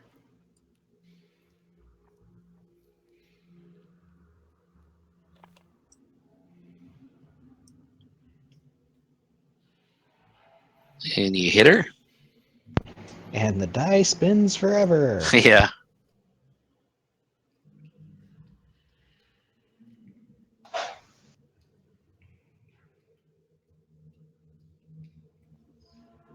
And a second shot. So as she's stumbling with her feet being hit with the ice, you hit her in the back of the shoulder blade with your first shot. Okay. And you hit her again.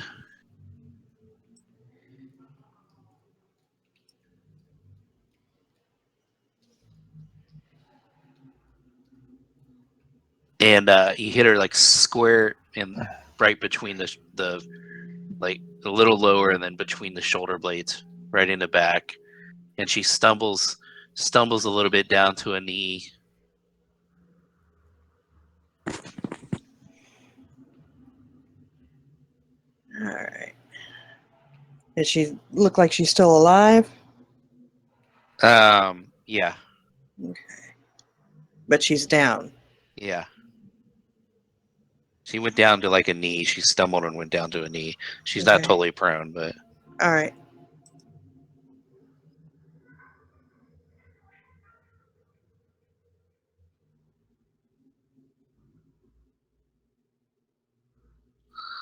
okay. Beldak, roll perception.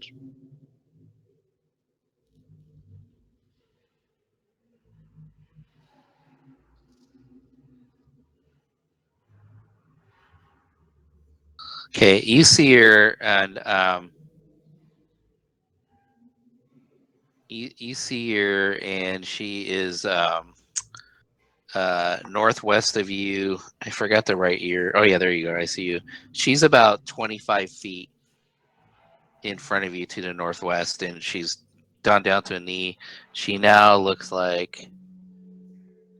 Well, I think everybody that's pursuing her has seen her at this point. Did Raph? No, I don't think Raph is. Have you seen her, Raph? Yes, I've seen her. Okay, I'll share it with everybody now at this point then. It's only Sturm and Macron that hasn't seen her. Yeah, so she now looks like this.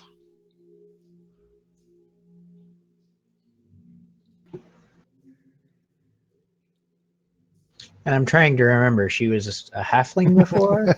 Yeah.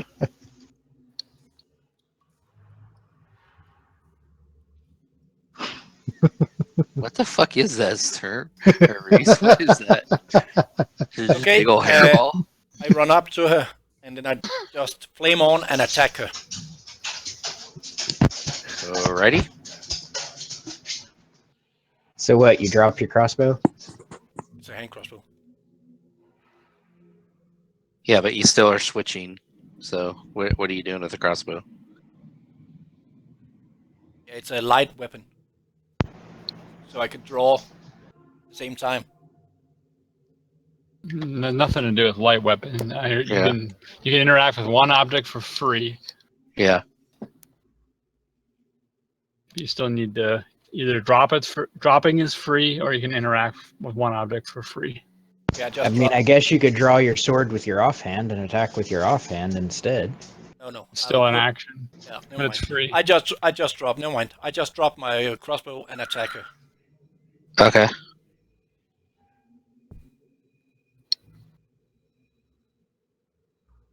And you hit her? I don't know if I'm still stealthed like before. That's up to you. Or you want me to roll again? This is the second run only, so it's up to you. Well, she's not. She's got her back to you, so because she's running away. So if you want to take it, go ahead. It doesn't really matter. No, I guess I mean, he's dead already. Yeah, pretty much. If not, then I'll just attack her as my bonus action. Okay, so you want to describe your death blow? I just cut her through the back while she's on her knee.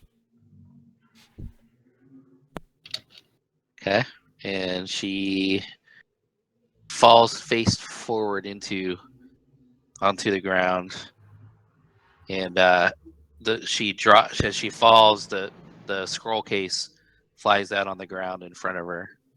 I pick it up. Okay. And then I start dragging her back to get my crossbow again. So, roll investigation.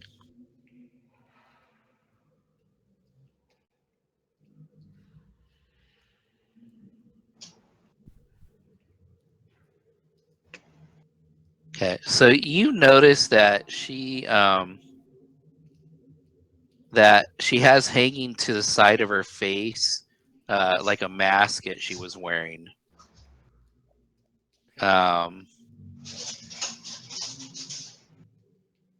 Just take it. Take it off her. Is she a human? Is she a human now? Yeah, she's a human, like mid-teenage girl. And so you take this mask. Yeah.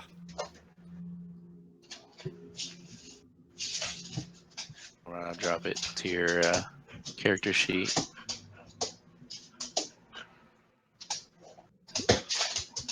That was some chase we went there. So hold on for a minute. Raph, Villaroff, and Mosari roll perception. Okay.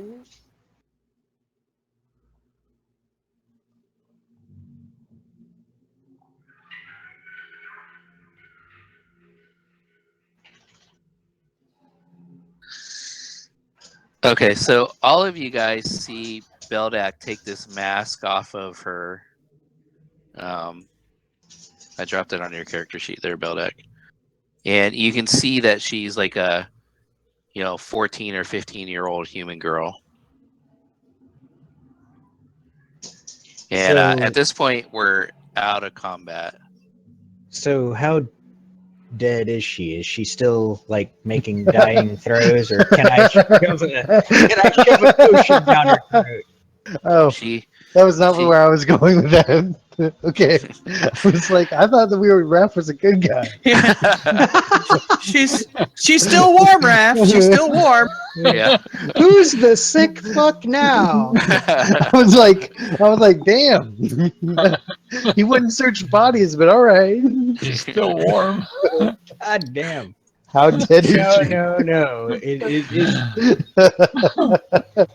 Those rafts think Little bit of cold Ethel there. It's too much. All right. She is dead. Okay. All right. Then never mind. You guys are sick. Hey, No wonder I like you. I've got something for you if you've got 300 gold worth of diamonds. I drag her back to the wagon and collect my crossbow when I come to it. Okay, so you guys all. Okay, so you're out of combat. So you guys, let me. I'm unlocking your tokens, but you don't really need to move them. You can just kind of describe to me what you're doing. So I assume you guys all kind of make your way back to the wagon. Is there anything cool on the mage? I mean, mages tend to have cool shit, and that guy seems Okay. pretty powerful. So you're gonna go check out the mage? Well, I sort of like check Sturm, make sure he's okay with the night first. I'm not gonna leave him just like wander off and leave him if he's gonna Yeah, walk away.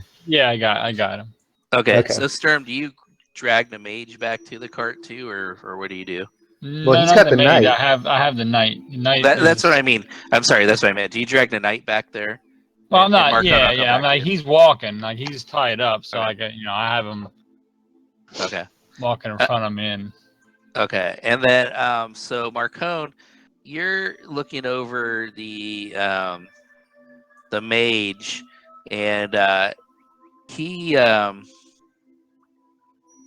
should have showed you guys this earlier. Oops, wrong picture. The mage he kind of looks like this. But what's more noticeable about him is he's got a really cool staff. That the staff is it's decorated with like a hypnotic pattern. If you look at it too long, it kind of like you kind of find yourself being drawn into it.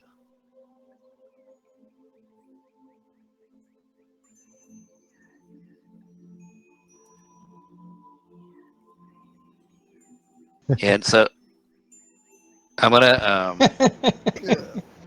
And naked dead guy. Just saying, they're not doing him any good right now. And you called me sick. Yeah. And we look over and Marco's stripping this guy naked. as I'm undressing, though, that's like that's what That's you gotta awesome. that's not out of character for him, though. yeah. Holy God. Marcone, I didn't know you swung that way. I'll actually change into like his entire hooded thing, but keep my armor. But I still want to keep. I want to keep his like his robes and stuff like that. They're Okay. legit. And then I'll bring his body and all his belongings back over to the cart. Okay. And I'll bring the staff with me. Okay. So And- for right now, I'm gonna drop the staff on your sheet there. Uh-huh. Hold on just 1 second. Let me open your sheet. Inventory. Oh. Okay, there you go. Thank you.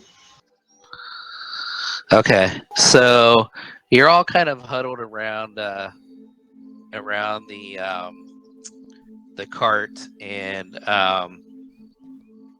Beldak, you have the scroll case with you. What are you guys doing now? Actually, before you get into that, why don't we take our 5-minute break right now, and then Sounds good. we'll come back and get into what we do after this. I Yeah, that will, works. in the meantime, dish you guys some XP real quick. Let's say 15 minutes over. That's 6 minutes from now. I'm sorry, what? If we say 15 minutes over, that's 6 minutes from now. 15 minutes over what? He's Oh, 15 you minutes mean, after. He's After talking the about hour. 15 minutes after. Yeah. Sorry. He's like quarter. Yeah, I understand what you Yeah. mean. Oh, past the hour. Gotcha. Yep.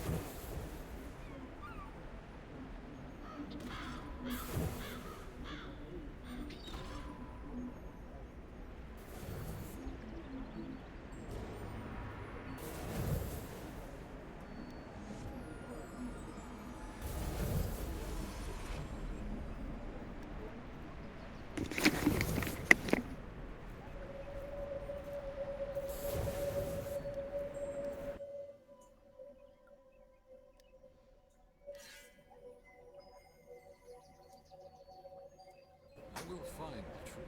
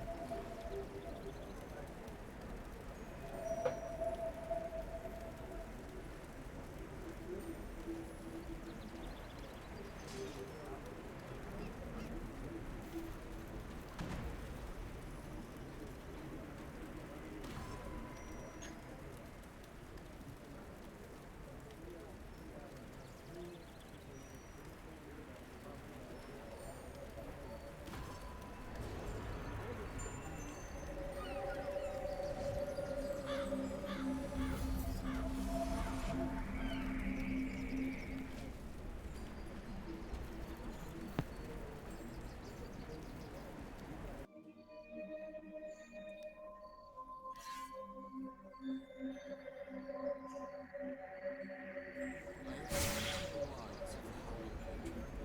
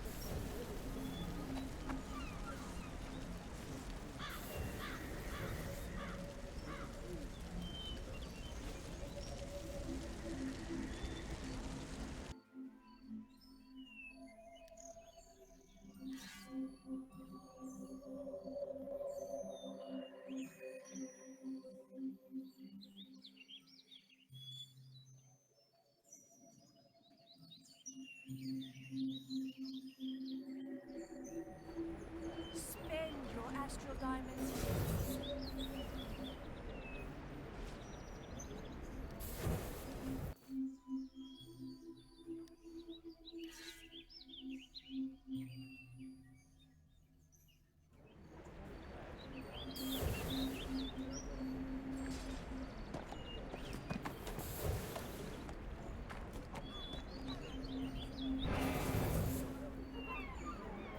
Okay, I'm back. Hello. It's me. Mhm. I was wondering after all this time you'd like to meme.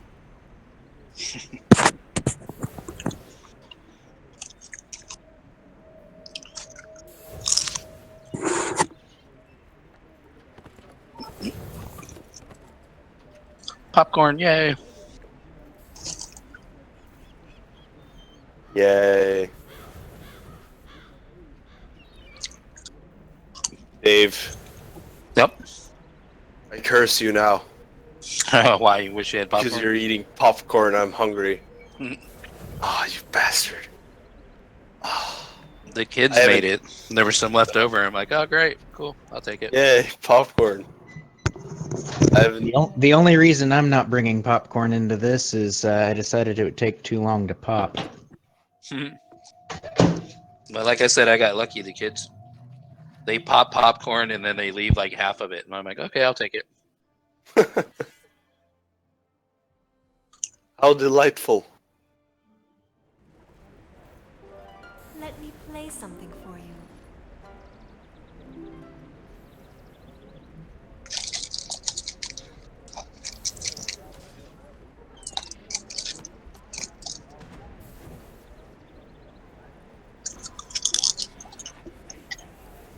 I'm still trying to figure out the context of that picture that Reese shared. Is it just a big old hairball? Is that what it is, or?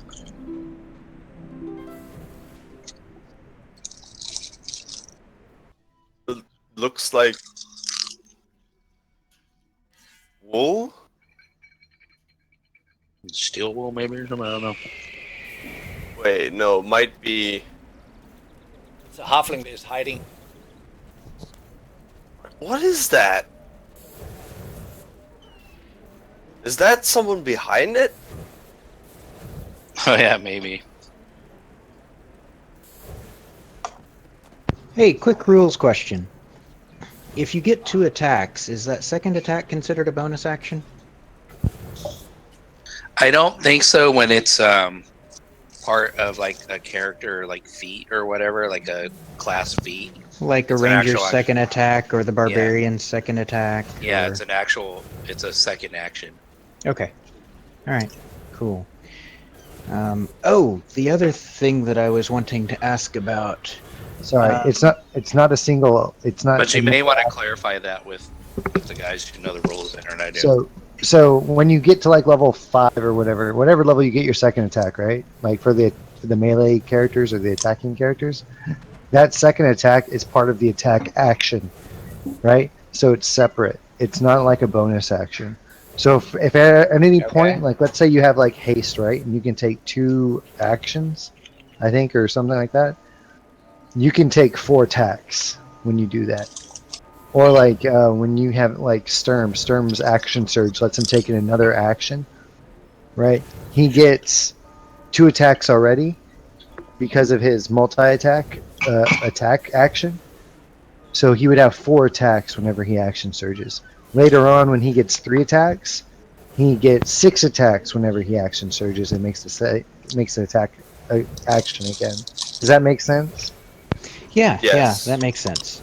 Hence the reason why fighters tend to be badasses. The other question I had was about spellcasters. Okay, I thought what's that? I thought if you had your focus, you didn't use material components. That's true unless the component is consumed. So if it has a consumable component, a focus cannot reproduce that consumable component.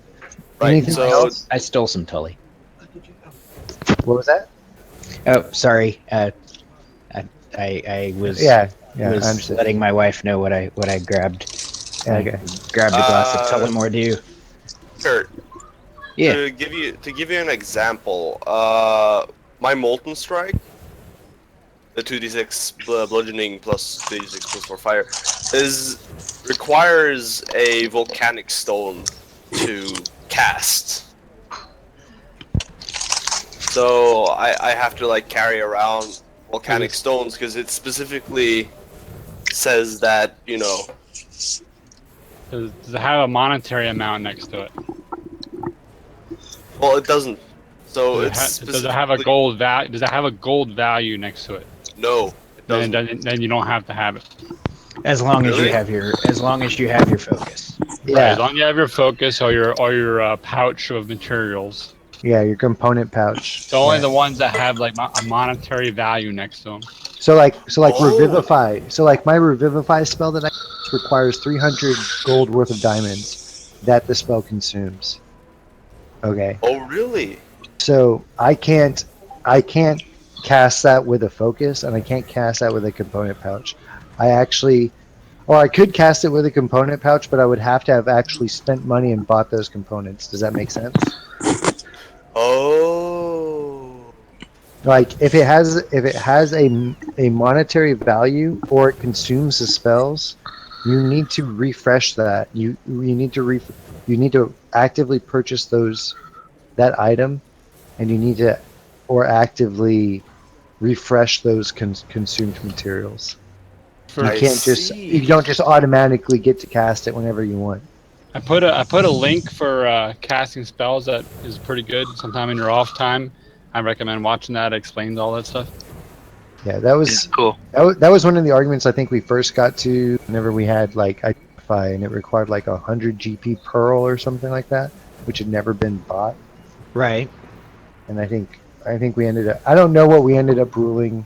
It's been a while, but I mean, Well, basically the way it's supposed to work is the way Sturm was saying, is that you basically if it has a price cost, you need to make the active. You need to at least actively try to buy that item, and even if it doesn't consume it, if it has a price cost and it consumes it, you need to definitely have that item before you cast that spell. Oh, wow. Okay. I misunderstood the how it worked then. Only if it consumes only if it consumes the item. That's the number one thing. Like if it consumes it, because then you have to constantly refresh. If it's Right. just like you only need to have it once, it's not that big of a deal. It's still an issue, but it's not as big a deal. Does So that make the sense? focus only replaces items that both A, have no cost, and B, Are fairly common. Are just like random shit. are not consumed. The only Yeah, thing that's consumed exactly. is monetary value ones, anyhow. Oh, okay. Yeah. So for instance, like if I cast locate person requires a patch of bloodhound fur. Okay, but I can cast that at any time because my focus steps in for the material component, right? Like if you think about material components, they're there primarily for like when you're like for really deep role play. At least that's the way I view it. Like for really deep role play, like when your focus is gone, like this is what you need to cast this spell. You can't just cast it out of the blue. Healing, like cure wounds or whatever. You'll need to have like that patch of fur, or like you need a sliver of bone, or whatever the spell requires. You the foraging, and then you can cast those spells. I thought it was an additional cost thing. It's that too, but it's not. The focus makes up for it if it doesn't have a price value and it consumes it. Out of character, the reason why they did it to certain spells is to keep people from abusing it. That's I would. They put a monetary value next to it. That way, it's going to at least cost them something. Yeah, and especially on high level spells. And just spam it and spam it and spam it. Do it as a ritual, and then just keep doing it over and over and over again. Like, let's see what else I have that consumes stuff. See, like, Ice Storm, which is a level 4 spell, that just needs a pinch of dust and a few drops of water. That's paid by my focus. Let's see.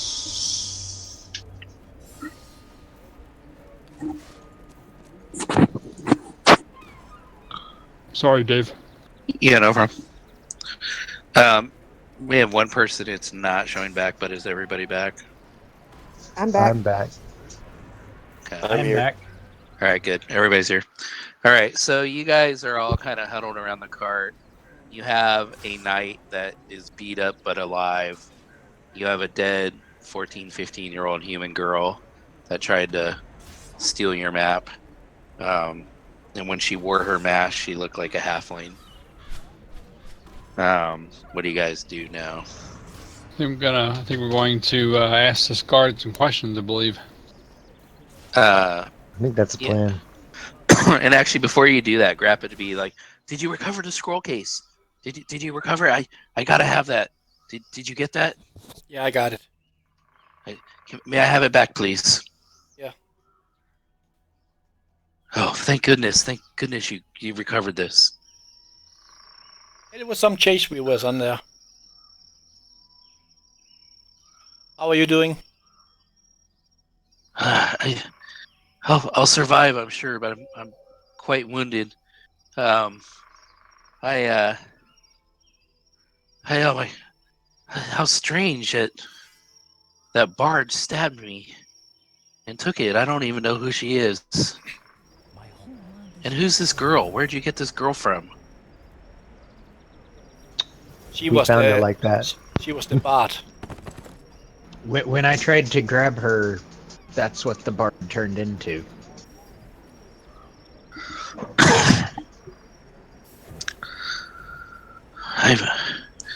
I kind of, I'm quite shaken that so many people are out to get this from me and kill me. I've never seen this girl. Or these knights. Oh, thank God you guys are helping me out. We must get these to their destination. I didn't think it would be such a difficult task to protect me. I'll offer you more gold, but it is apparent I need your protection. Can you Is this tell us, symbol? can you tell us more about what this note is all about, since everybody's after you, Your astral so we know what we're up against?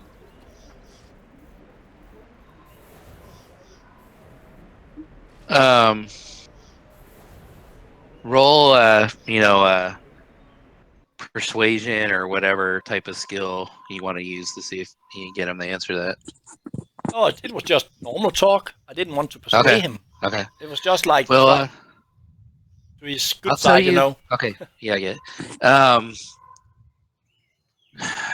Well, it's from King Gaylor Blackhammer, but when we get to our destination, I'll be glad to share with you.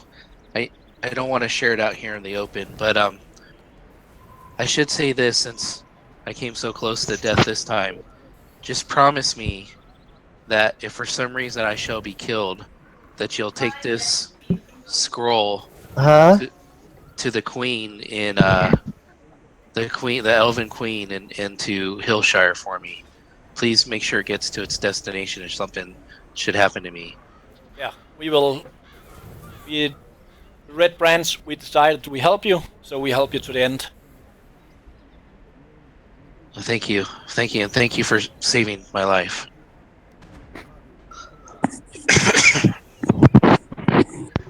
We're heroes. That's what we're for. Yes, my friend Raph, you are definitely heroes. So what else do you guys want to do or say here in this area? Well, since nobody else seems to be doing it, Raph is going to go over to the knight. I was waiting because I started, and then we said. Oh, okay. He said just to wait until after he was done with Okay. Well, the other one. That's why I didn't. then carry on. But no, I mean, I was just saying, if we're done with the other one. Yes, we are. Go ahead. All right, so and Raph, I guess, would come over as well, and Marcone's there, and all the quote big guys are intimidating this guy, trying to find out what he knows, who was he sent by, who's he working for. And I'll roll, of course. Let me roll intimidation. At advantage since we're helping. Yeah, that's fine.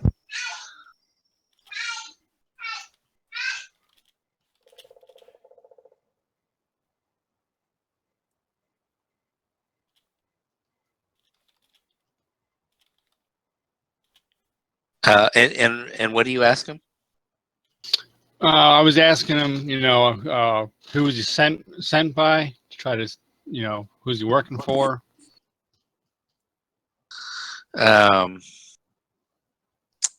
Just 1 second. Where is this?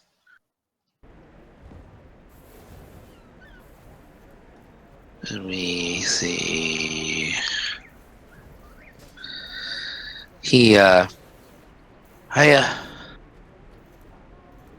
still a little dazed and confused. I could have swore you killed me. Oh, Well, we can kill you again. will you let me go if I tell you who I met? We won't kill you. Ah, I can't let you go. I can't let you go from what you did, but I can guarantee you we won't kill you. I was hired by the mage to protect them, and he said we needed to stop you guys, or at least delay you guys. And he said if we accomplish this, he had a job for me at the temple, and we were heading that way, and he got word of the gnome that we needed to delay him. And you don't know anything else. You don't know who the mage is working for. This is the first time you've seen the mage.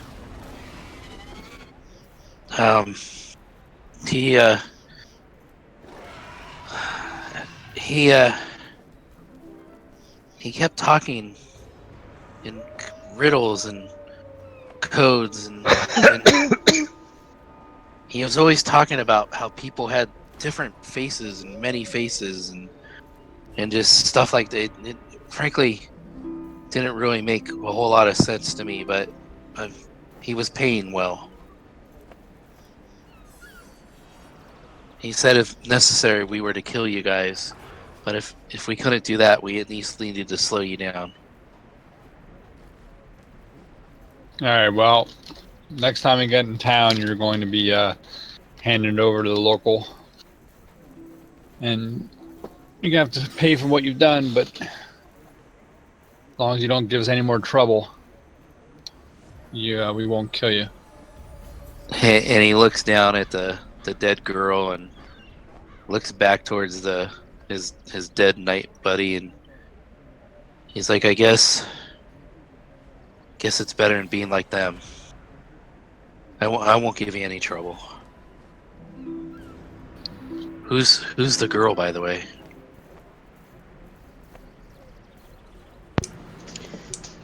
She used to be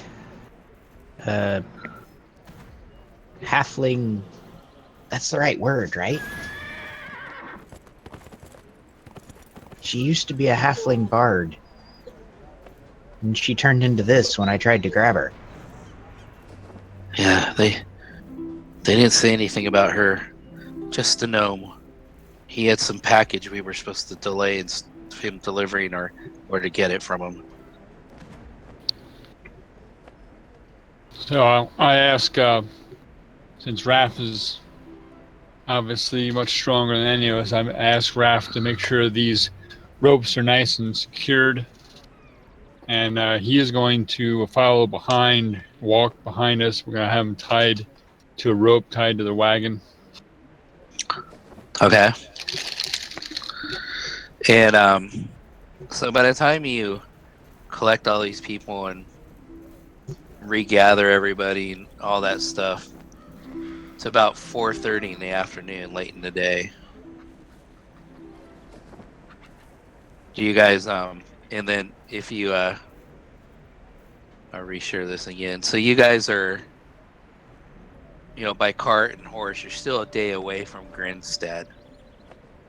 Do you guys want to camp here, or do you want to press on a little bit more?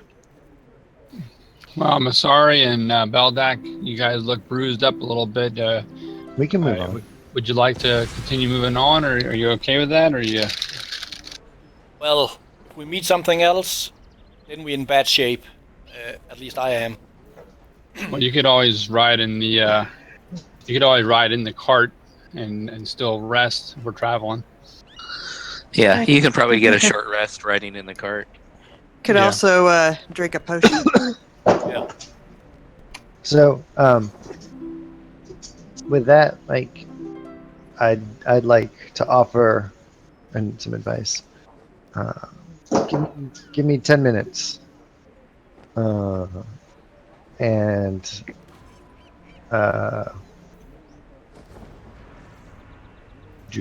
let's see, how should I do this? I Okay. guess if I'm casting a ritual, I can't cast another spell right before that, can I, Sturm? You I'm can trying- cast another, more like a regular spell, you mean? Yeah, in the middle Yeah, of you a can- ritual. Not in the middle of it, no.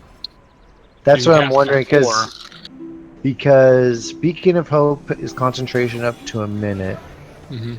and then Prayer of Healing is a ritual that costs cast or with a cast time of 10 minutes. I was hoping to try to combine them, but I don't think I can. No, unfortunately not. Yeah, that would be awesome. Okay, well, I'll tell you what. Let's just do Prayer of Healing.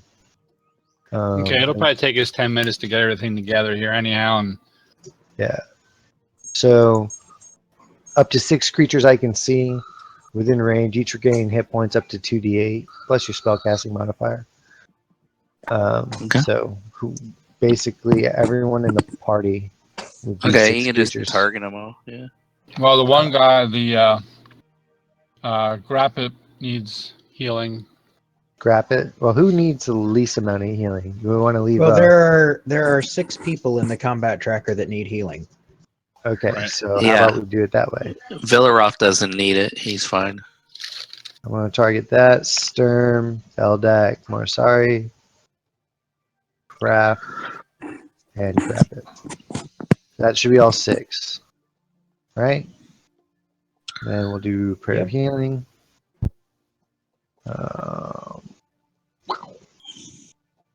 It's not bad. Oh, it brought Sturm up to full health. Should have brought everybody pretty It close. was exactly enough to bring Sturm to full health. Beldak, what do you do with the armor you take off the Dead Knight? I take it. Yeah. Well, What do you do? What are you doing with it? I'm just asking if this is human size. No one of those can need that. Use it, correct? Of the guards we have with us. If I remember correctly, they're small, all of them. Yeah, and so they're on. all small. Then I'll just put it in the back, and then tell everybody. Then we can sell it at some point to buy some new potions and so on. Yeah, you can't really sell armor you pick off of people.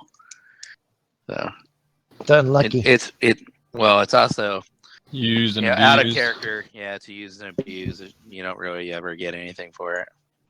Oh, So, I but thought you when can it throw was it back like there. I thought I could when it's like a full plate. It's up to GM. That's up to the DM's discretion. Yeah, Yeah. I know. So you say it's no You guys worth. beat it up pretty bad killing them. It's pretty. It would need a lot of repair. Then I don't care about it. That's kind of why I was asking you. Yeah, then I didn't take it off. I didn't know that. Yeah. I don't want to go down that road. So, okay. So, what do you do with the body of the girl? Do you just leave the body of the girl there too, or? That's up to them. Raph, don't even. What? I'm just joking. Never mind. Well, we I mean, we While- could make a pyre. Let me take a look at this image again and figure out what I want to do. While we were sitting here talking to the knight and so on, I asked Virot to check this mask if that's magical, so we can find out about it. The girl had that on her. So yeah, it is. Arcana It is- check. I just need to know if it's magical. Then I'll start identify it in the wagon. Well, don't you have a that'd be detect magic.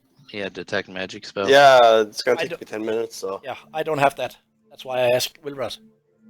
Yeah. Well, I mean, you can be doing that while Yeah, in the Mark's cart. casting his. yeah, So, okay. So yeah, you would. I guess this would be a mask of a illusion. You would figure out. Yes, it is magical. Okay. Then on the wagon, relaxing. Then I'll just start sitting with it and identify it. Now after he casts that ritual, anything he sees within a certain amount of feet for so many minutes, he can see that's magical. Does he see anything else that Yeah. already is that isn't that he doesn't already know is magical? Yeah. So you would notice that the shield that Sturm has is magical. The staff Marcone. Marcone has is magical.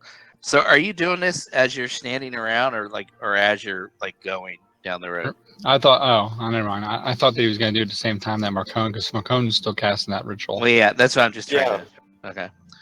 And then I'll identify it on the wagon when we're moving. Okay. All right. You would also notice the girl has a magical dagger, a dagger that's reading magical too. Oh. I would go over to the girl and pick up that dagger to see. Okay. So hand it over to Beldak for later.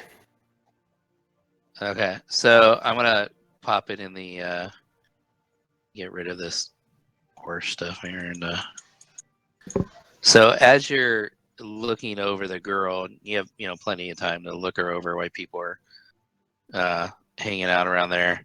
So there's this dagger. You find she has like a small packet of sand that is reading magical as well. Oh. And Beldak's holding the mask. That shows up. You find Shall I just drag it over to the partial? Find 3 potions of healing. So yeah, so basically, as you're reading magical, the mask, the dagger, the little bag of sand, the shield, and the staff are all registering as magical. Could I take a look at the staff? Well, Marcone's holding it right now. But hold on, before you go down, what were you saying, Beldak? I was just asking if you want me to drag the mask over to the parcel. The rest of the stuff. I mean, the party knows you have it. You can hold on to it for now if they're fine with it. Okay. I mean, he has identified anyways, so. Yeah. So, so right now. So do you tell me all those items that's magical? Well, yeah. The gist of it, anyways. Okay. Okay. So right now, Beldak has the mask. Sturm has the shield. Markarn has the staff, and then the stuff I've put in a party sheet, including adding some money, is all in the party sheet. Sturm, do you want me to look at that shield also? See if I can find out what it does? Give me like 2 minutes, guys. Hold on. Yep. Well, I guess it all depends on how long that of a ride we're taking, because it's gonna take 10 minutes for each. Yeah, I know, each item. But I guess as long as we have enough time. Yeah, I think we have. I'll be on the wagon. And same to Marcone. If you want me to look at the staff also to see if I can find out the properties of it, just put it in the wagon and I'll look over the stuff for us. And if anybody else had anything, just tell me. I'm pretty sure. Dave, it looks. Oh, is he back? Yeah, I'm back. All right. So as long as we're gonna be traveling for enough time, basically just to metagame it quick, Beldak's gonna look at all of our items in the back of the cart. Okay. Takes 10 minutes an item for him to do the ritual. So. Okay. Well, you guys, it's in summer, so you have probably 4 hours that you can travel before it starts getting dark. weather-wise, the wind has picked up a little bit, and it started raining as you're traveling.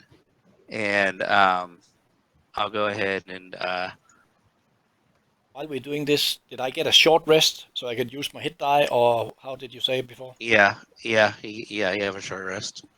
Okay.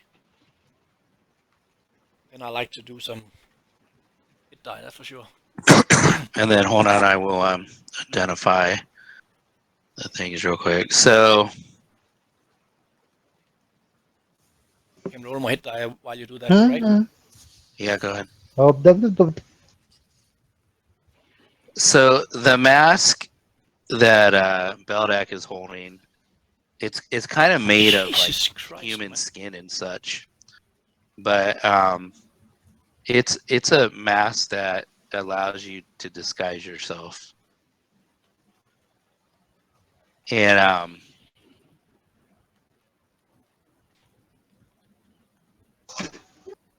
Beldak, roll insight.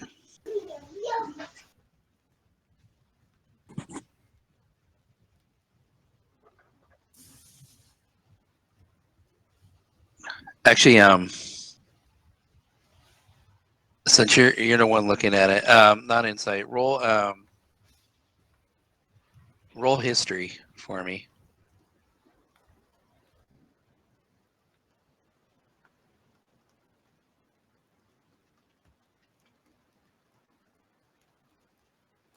Okay, so you get the sense from the stories that you heard while you're at the castle, and from the stuff that you heard when you were asking around in Citadel Dorbeer, that this may be the types of masks that the cultists of the Temple of Many Faces used.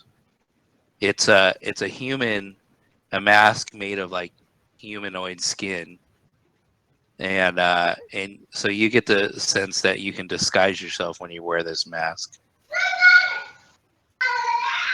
So I can disguise myself as a human then, if I understand it correctly.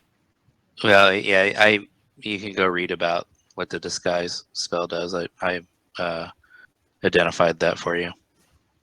Are these all attuned items, by the way? Yeah, the mask is with attunement. That's the only thing he has told us so far.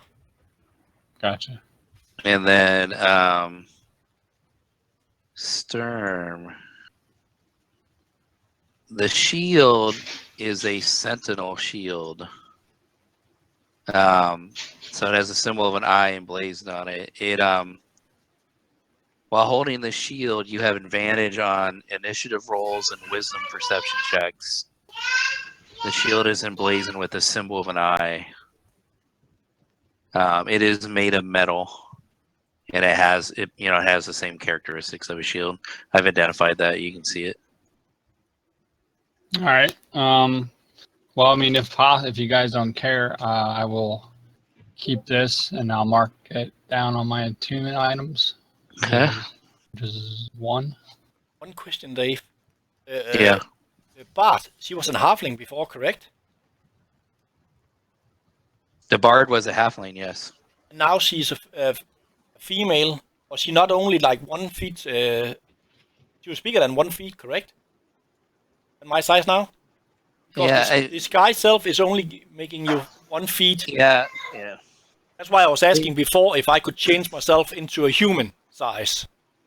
Yeah, it's a little bit more powerful than the spell. Okay, so cool.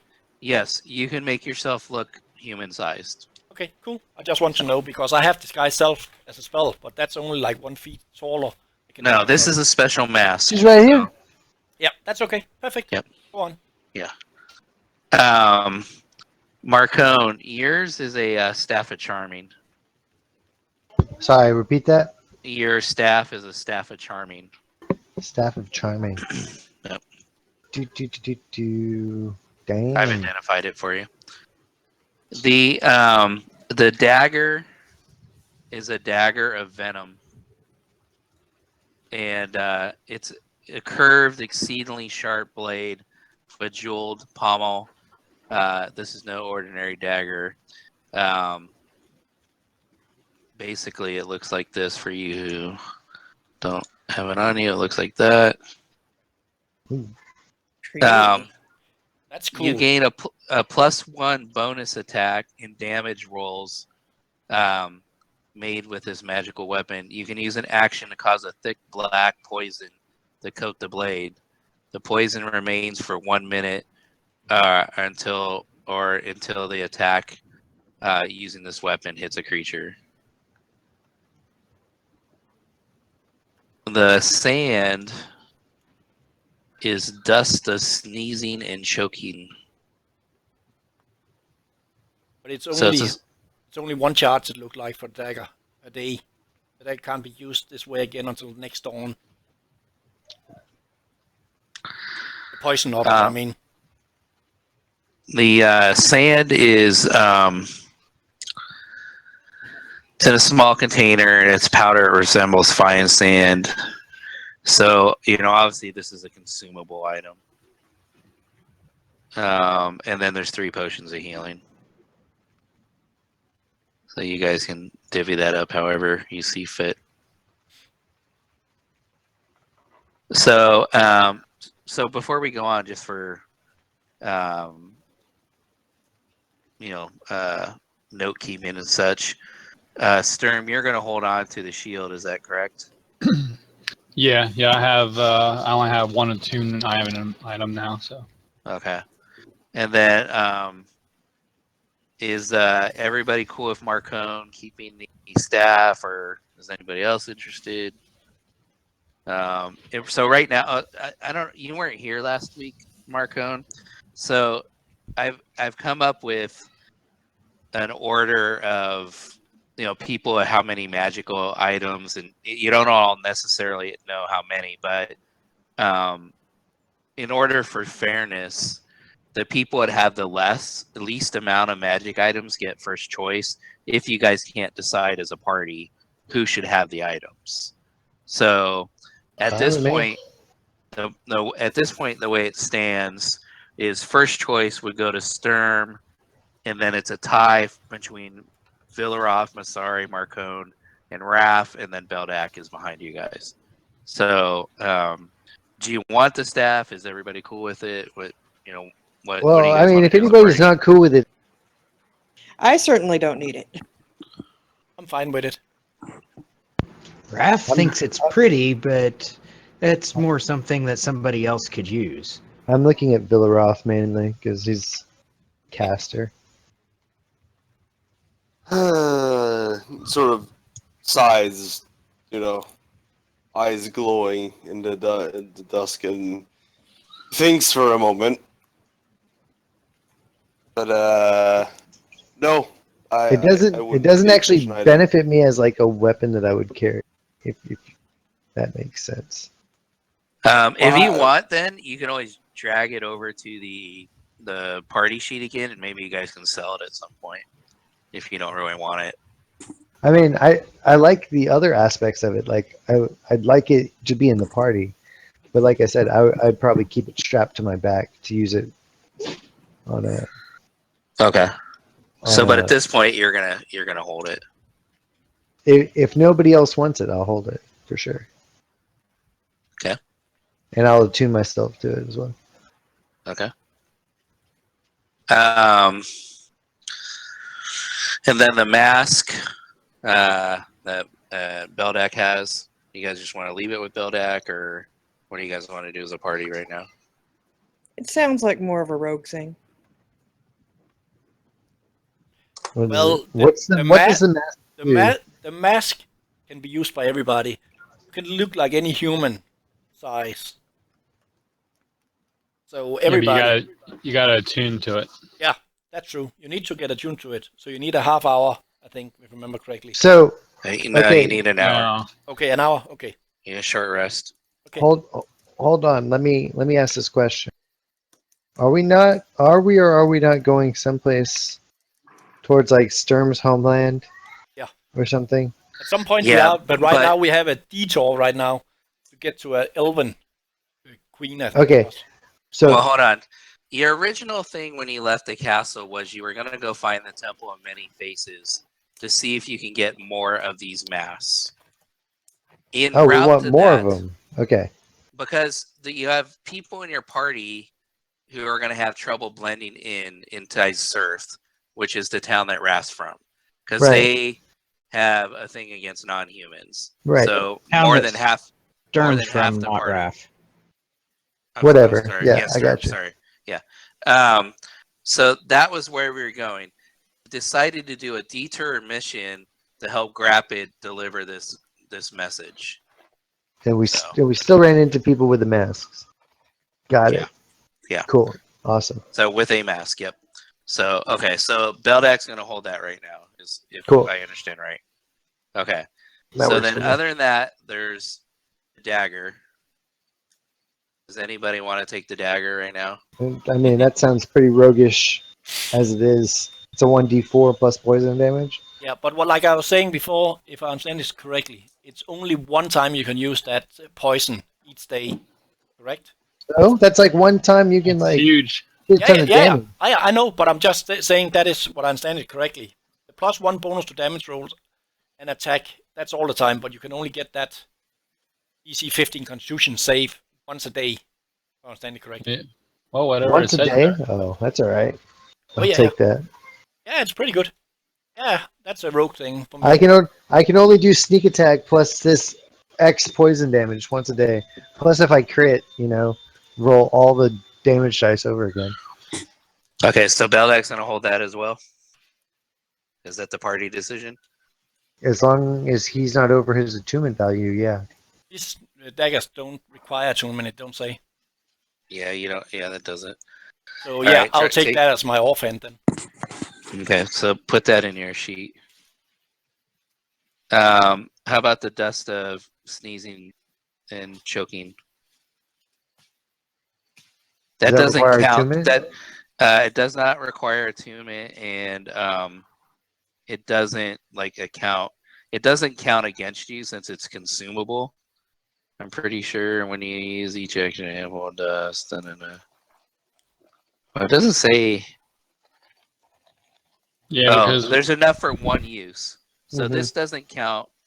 If somebody wants this doesn't count against your magic items. I don't count potions, scrolls, and this won't count either. I think I mean it's up to you obviously, but I think some of these things, even though they're not attuned, we probably should still count them towards attune because my shield doesn't say attune, but I'm still going to count it towards it. Yeah, I mean, it should. Yeah, I mean, kind of like all even the dagger should still count towards that. I think. Yeah, because you would have to attune towards your sword too. So I agree with that. So I'll count it anyhow. So keep you it need fair to take for that. everybody. So you need to take that into account, Beldak. How many charges are on the? Then I don't want it because I can only carry 3 attunement if I remember correctly, and I have my armor, my sword, and the boots. Okay. Does anybody else want the dagger? So you're making that rule yourself because the book, when it's not an item saying that, that's why I'm asking. Well, that's not a. Is that an actual item that's in the that's in the Dungeons and Dragons manual? There's a dagger called Dagger Venom. Yeah, it is an actual. Okay. Well, I just didn't know if it was on the if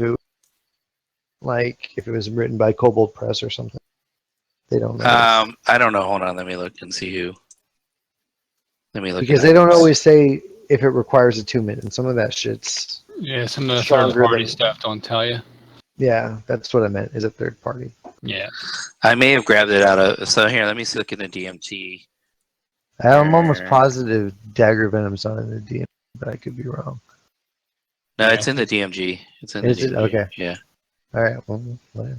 That's up to you, Dave. If nothing else, I didn't necessarily mean about as far as attunement numbers. I just meant as far as the distributing the stuff between the party members is more like I was talking. That's why I said I'll count mine as. Yeah. I don't have my actual DMG with me right now. I'm looking it up right now. Okay. No, mine's here. I guess I could have looked it up. I mean, it counts towards magical items that he's carrying. That one definitely counts. So basically, I count how many magical items, and that decides the priority list. So Right. Yeah, I I'm fine. understand. I'm fine with that. But I just mean if you want that to require attunement, that means I can't use my boots or my armor with my weapons at the same time. Do your boots require attunement? Yeah. I'm kind of surprised the shield didn't say that too. Yeah, that's why I said I'm going to count him, because the reason why they do that is just to keep PCs from getting too overpowered. Yeah. So I'm gonna count it, even though it says it doesn't. I'm just gonna count Magic items. because I feel it should be. See, it's not in the DMG. In my DMG anyway. The weapon's not in the DMG? Yeah. Well, one second, I'll double check. I'm making sure I'm looking at everything. Deck, Darren's. Oh, Dagger Venom. Yeah, it is there. Doesn't say it requires attunement, so it's just rare. That's kind Does kind of strange. Hold on, let me look at one other thing. It's page 161. Yeah, I don't have my book with me right now. Hold on. No. I want to look at something else. Give me a second. Anyway, you can continue on. I don't. Hold on. I'm just looking at one thing real quick.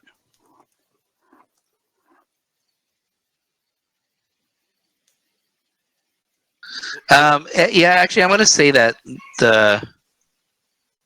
I'm going to say the dagger doesn't in this case.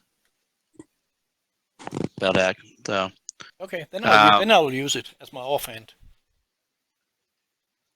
And Sturm, I'll give you the option if you don't want yours. Nah, I'll use it as it. Yeah, I'll give you the option on it. Okay. So the dust of sneezing and choking is a one-use item. It doesn't count towards your priority level. Does anybody want it?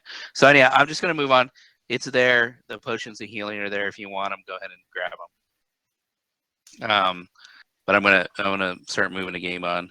So you guys, you're able to travel for about another 3 hours to 3.5 hours to about 8 o'clock. And it starts getting to a point where the sun starts getting low at that point. And I'm assuming you guys want to set up camp for tonight. Would that be a correct statement? Yeah. So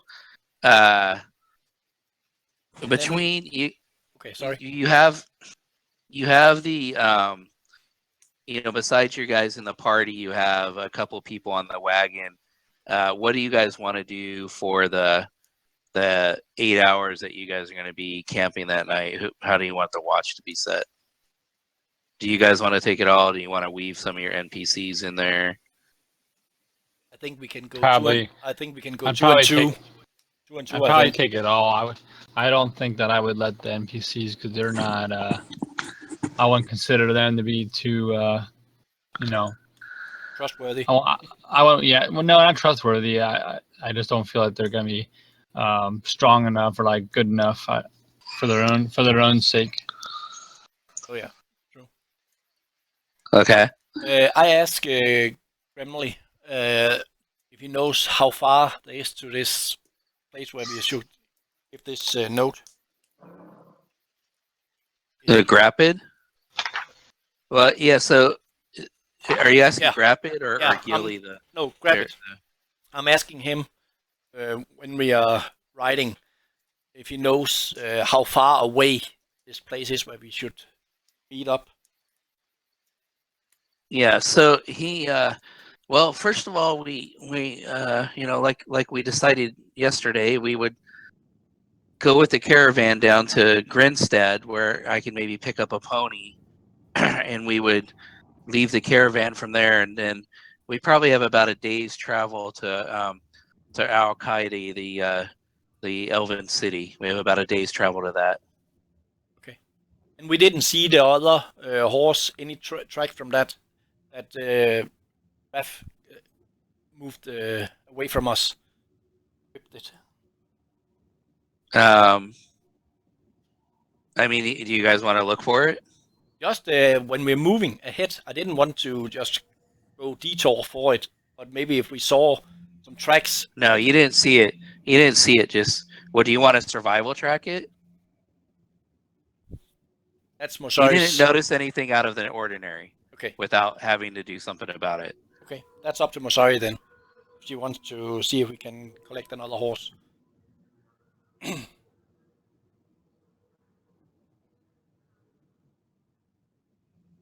Okay. Anybody? Bueller. No, I think we're good. Okay. So what's the order of camp that you guys want to do? Who's taking first watch? I'll take. I just take the second, like already on the marching order. If nobody else has anything against that. Okay. Marcone's going to take the third. Who wants to take the first one?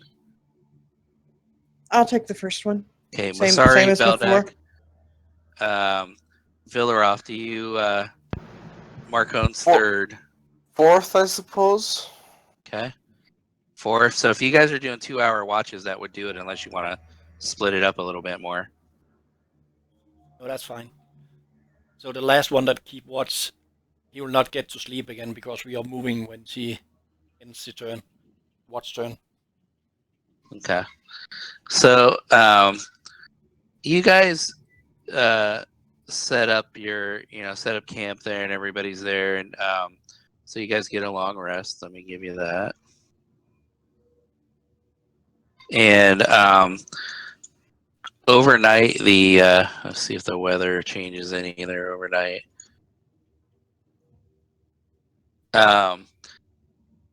So the wind continues to be light, and while the rain starts to cease overnight, you get through the night without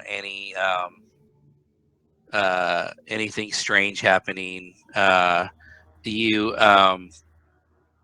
You wake up the next morning, and there's a light fog enveloping the rest of the forest and the hills that you're traveling through. But at least the rain has ceased to keep coming down on you guys. Yeah, then other than that, you guys, like I said, have a pretty uneventful night, and you're able to saddle up and have a little bit of breakfast there before you leave, and just advance the time there. You guys leisurely get up in the morning and get everybody together and resaddle the horses, get the wagon ready, and at 8 a.m. you guys are able to head out and continue your journey. And while you are passing, some traders here and there throughout the morning, as you get to about midday, you notice the traffic on the road starts to get a little heavier, and there's more traders flowing both ways, and you cross a river, you cross a bridge coming over the river, and you see the road splits, the Western Highway splits, and one way keeps continuing the southeasterly direction that you're going, and then the other splits and goes southwest. But at the split, you guys arrive at the about 2 in the afternoon. You guys arrive at the village of Grimstead, and so this is a go down a little bit. It's your smaller type of farming village, and let me go down to my notes here real quick.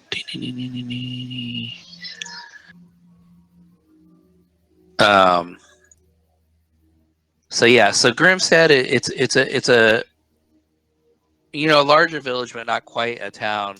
What would be considered a town, and it's at the fork of the Western Highway, where one way starts heading down to Dysurf, and the town's down that way, and the other one continues along a river down towards down towards the. I haven't named that lake yet, but there's a lake in the middle of the mainland. I'll name here soon.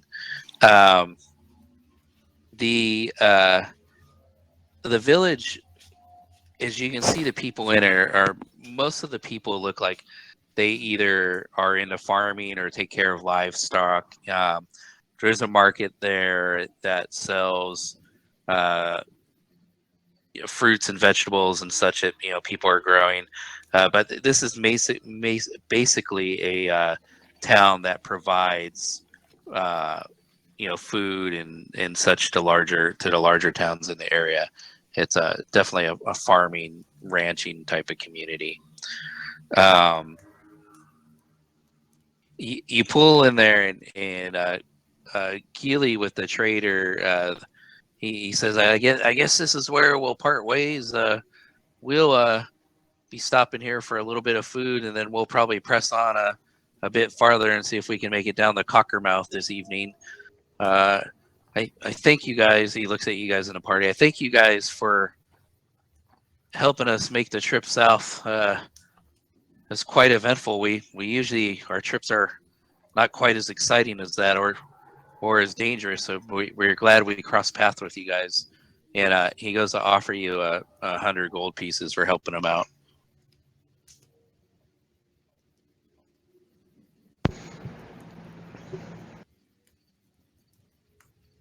You guys You guys want to take that? Just No, put it in a party sheet. I don't think No? we should take it.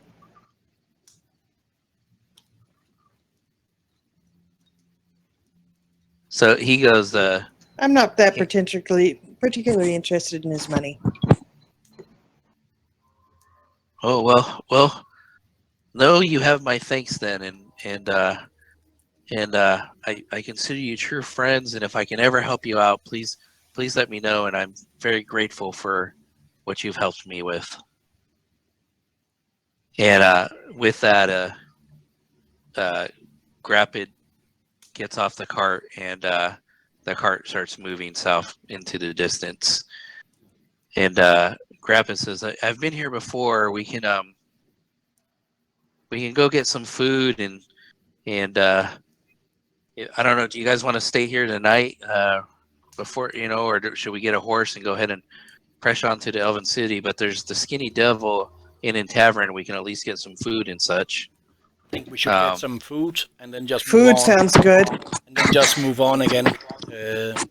Since we need to move on, we don't know what else comes our way. Everybody in agreement with that? I have no argument. Sounds good. Okay. Yep. All right. So you guys are able to get a meal and some drink, and while you're there, Grapid says, I know somebody I might be able to go get a mount from.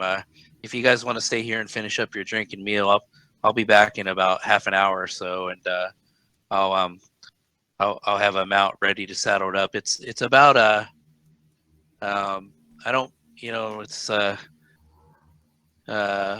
after eating and such, it's we'll say you guys have been there at least an hour, and then you'll have half an hour. It's about 3:30. He's like, we have a good 4 hours traveling. Are you sure you don't want anyone with you? Oh no, I'm familiar with this. Well, yeah, maybe. Actually, yeah, probably caution's a good thing. I can follow you, so you don't see me. If you like. Oh, you can come with me. I'm not trying to hide anything. I just No, I didn't mean you hiding anything. I just meant we don't know who's after you still. Oh, okay. Well, yeah, I could come with you. yeah. Whoever wants to come, that's fine. It's just I'm gonna go across town, and there's he's trying to rack his brain there for a minute, and he's like, yeah, there's Asher. He's a shepherd here in town, and he usually has some horses and ponies for sale. I'm gonna go grab down there and get a pony from Asher and get mounted up. It probably take a half hour, but yeah, I would enjoy the company and the protection if somebody wants to come. when I get back, we probably have about a 3/4 of a day ride.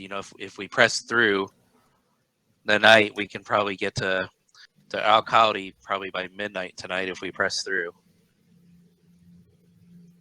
Sounds like a plan to me. So he runs, Yep. goes down there, and it sounds like Raph and Beldak are going with him, and he goes and gets goes and buys a pony there off of Asher, and you guys, he gets back about 3:30, and you guys start heading your way, and as you so now you're starting to head northwest, and there's a small trail, and you ride for a couple hours, and the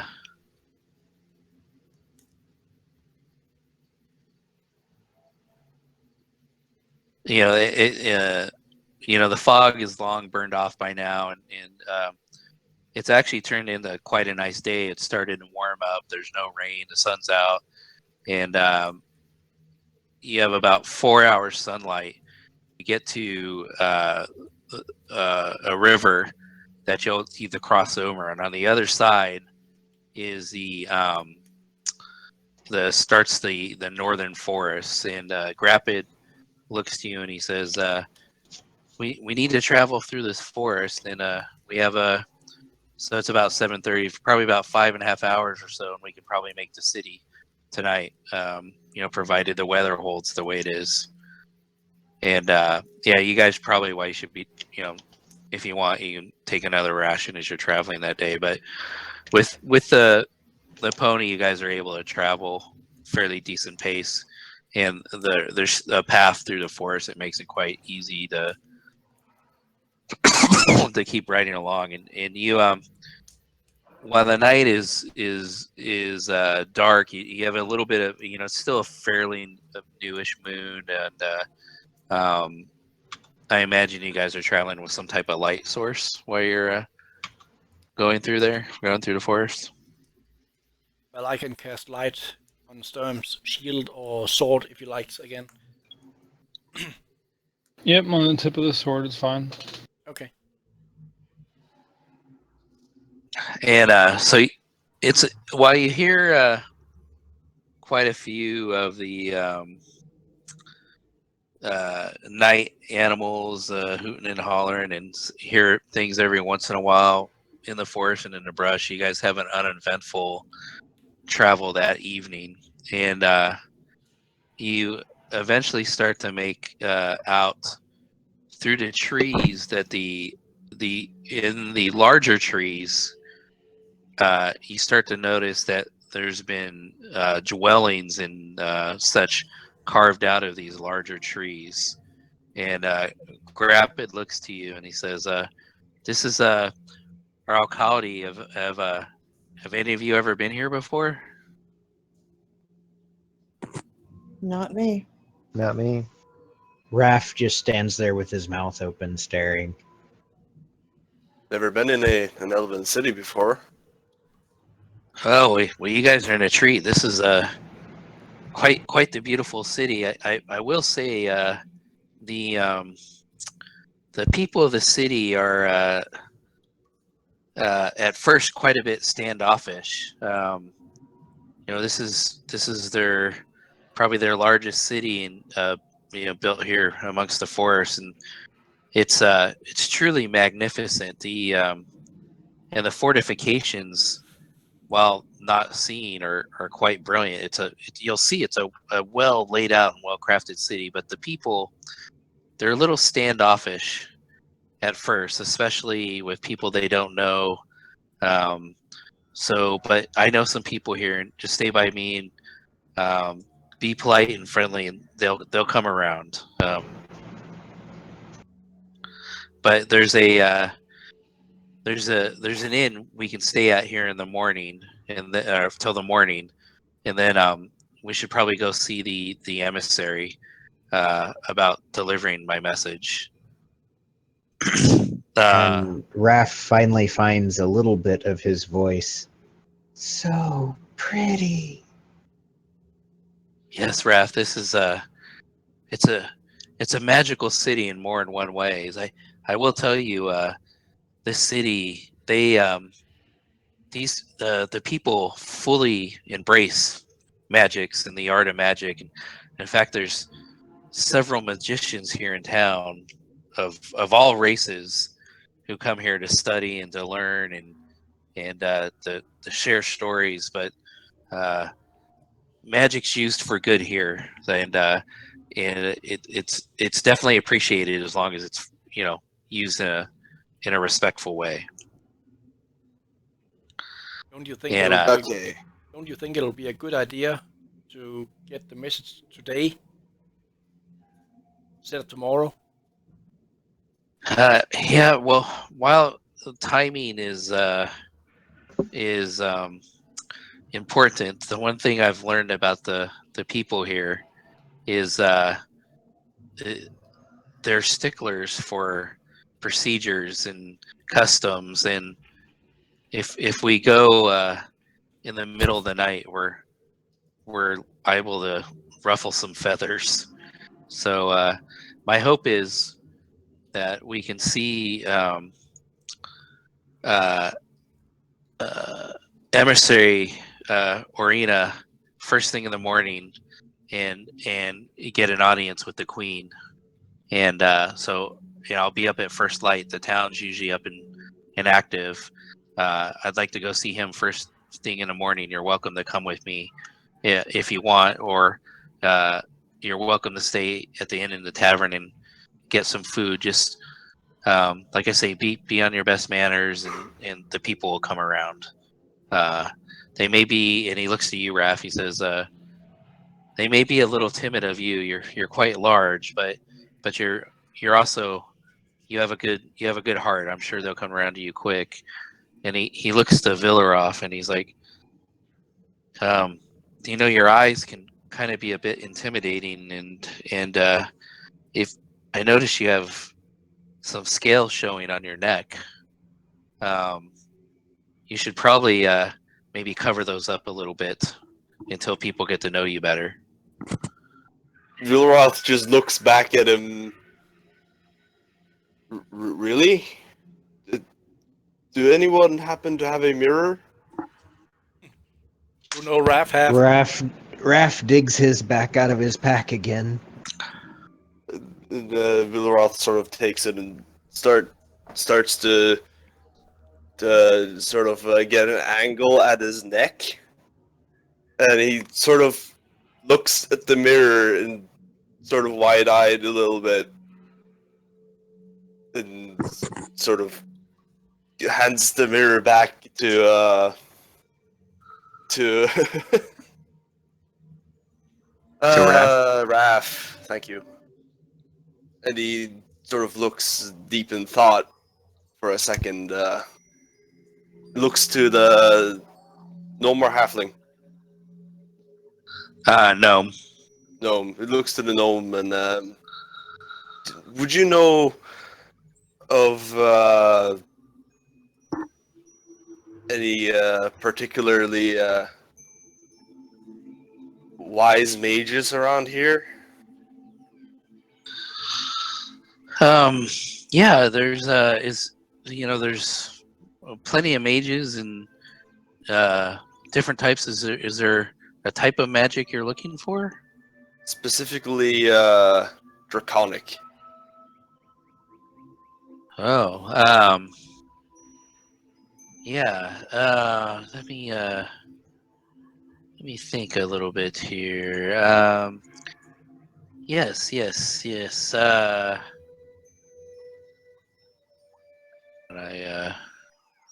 you say it was evening now? It's about midnight as you guys arrived to town. Okay. Yes, Barone. Barone, no, actually, I take that back. Lionel. He's there's a dragonborn wizard here in town. He would be the one to see. I would wait till the morning. At this time of night, I don't think they would be too pleased with callers. But Thank you. let's go to the tavern and inn, and we'll get some rooms and maybe get a little bit of sleep and meet at first light. Light's a little bit late here, probably 7 a.m. in the morning, if that works for all you. Oh, I thought it was like 8 in the morning. That'll be better. Need a Works for long me. rest. Well, you guys are welcome to sleep in. I need to get up at first light to go see the emissary. It's okay. So, anybody have anything else they want to do there? Do you Why think I is it- could buy some gems? Yeah, so we'll handle that during the daytime there. Do you Okay, want to cool. go with so we'll say you guys are able to get some rooms and some food if you want, and get a little bit of sleep to 8 o'clock in the morning, and Grappid meets you downstairs, and he says, I'm gonna head out to go see the to go see the emissary Orina. Is you're welcome to come with me if you want, or if you have something else. He looks at you, Villaroff. You mentioned wanting to see a wizard. And he gives you directions of how to get to the home, and where you would find Lionel if you want to go. He thanks him for the directions, and he goes that way. Unless anyone Yeah. wants to come with. And if anybody else wants, I can point them directions if there's something specific you want to do while we're here in town.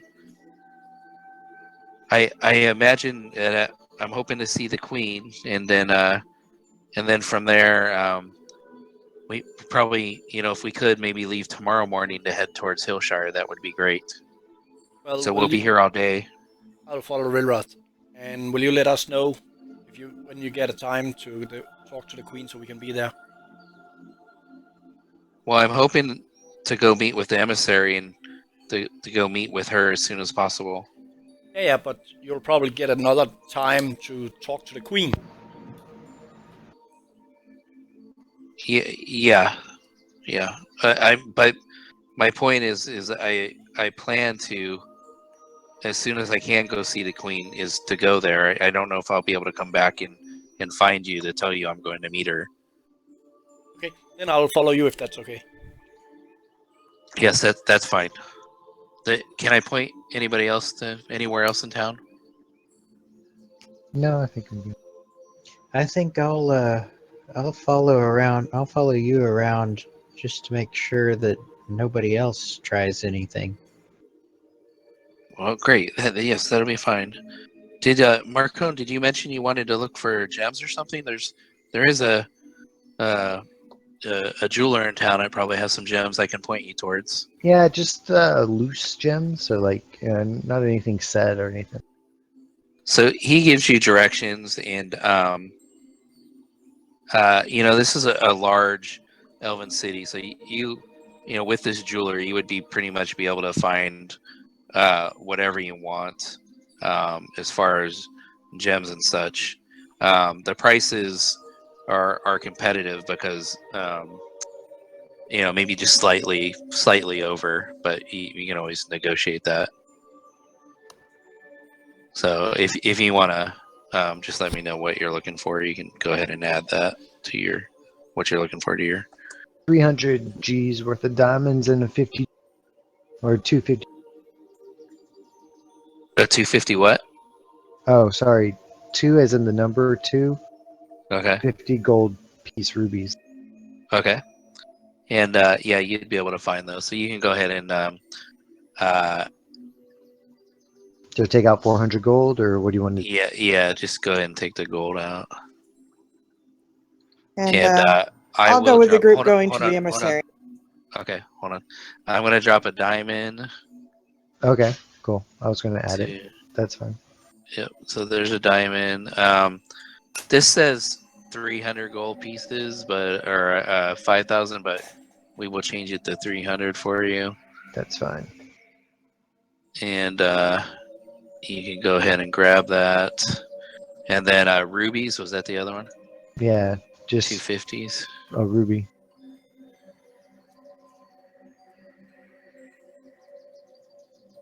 You wanted 2 of them, right? Yeah. Okay. And let me change that to 52.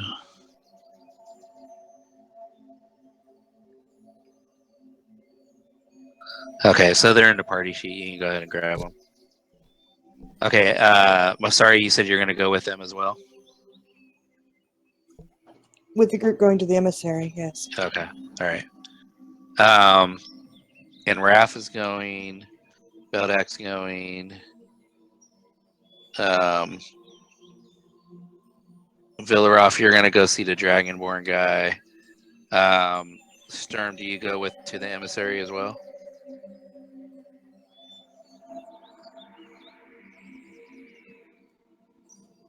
Sturm? I don't know if he's there. Okay. Yeah. I feel like I'm missing somebody. Nope. We're sorry. Got it. Okay. All right. So you guys. So Grapid walks you through the town, and you can just see through the city. Elves are looking, particularly at Raph. They're looking at you as you pass by, but they're never rude. And if you make eye contact, they tend to kind of look away. And it walks you through the town, and you get to an even more exceptional looking tree carved out than what you've seen so far. And as you approach, there's a contingent of guards there, and they stop you. Sturm, I assume you're going to the emissary? Yes. Okay. So there's a contingent of guards there, and they're wearing, very fine light armor, and their weapons are fine. They stop you and they say, "What business do you have? May we help you?" I just wait to let And family talk. Grapid, Sorry, Grapid. and Grapid would say, "I am Hold on, I have to look this up. He has a crazy name. He says, "I am Grapid Warren Endon Thorn. I'm here on behalf of the Dwarven King of the North, Gaylor Blackhammer. I would wish to meet with Emissary Gaylor Oren, please." And the first guard says, "Very well, please stand by for a moment, sir, and we'll see if the emissary is available for visitors." And you wait for what seems like a good 15 minutes, and the you see the guard who left. You see him walking back, and with him is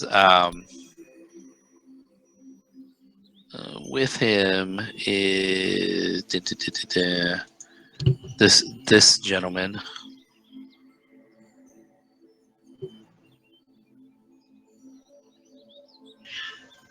And he walks up and shakes hands with Grapid, and he says, "Very well to see you again, Grapid. It's been quite some time. What may I do for you?" And Grapid says, I have an urgent message from King Blackhammer. May we discuss it in private? I need an appointment with the king, or with the queen." And he says, "Very well. Before we head in, may I ask who is accompanying you?"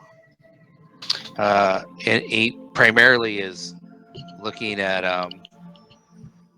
he first looks at Mosari, recognizing that she's half elven. You kind of see that he maybe goes a little side eye at you, gives you a little side eye, and then he focuses his concentration primarily on Sturm and Raph, and And he's like, who might your guests be? Well, we are here to grant him safe passage, and I take it upon myself to accompany him. If you only allow one person, I will make sure that no harm comes to him during the meeting. And at that point, Grappa chimes in. He goes, "Oh, I can vouch for them. They're very heroic, and if without their help, I wouldn't have made it here. If you can see past letting them in and bring them along, I would appreciate it." And the emissary turns around and kind of just gives a little wave of the hand, like, "All right, come on." And he leads you further in, and he leads you into a nice room, and he's like, "May I get you something to drink, something to eat?" And No, Grappin thank says, you. "Yes, if you wouldn't mind, a bit of wine would be nice. It's been quite a long journey." And he looks to you guys, kind of giving you a little nod, like it's okay. Yes, please. Some wine and some fresh fruit will be nice.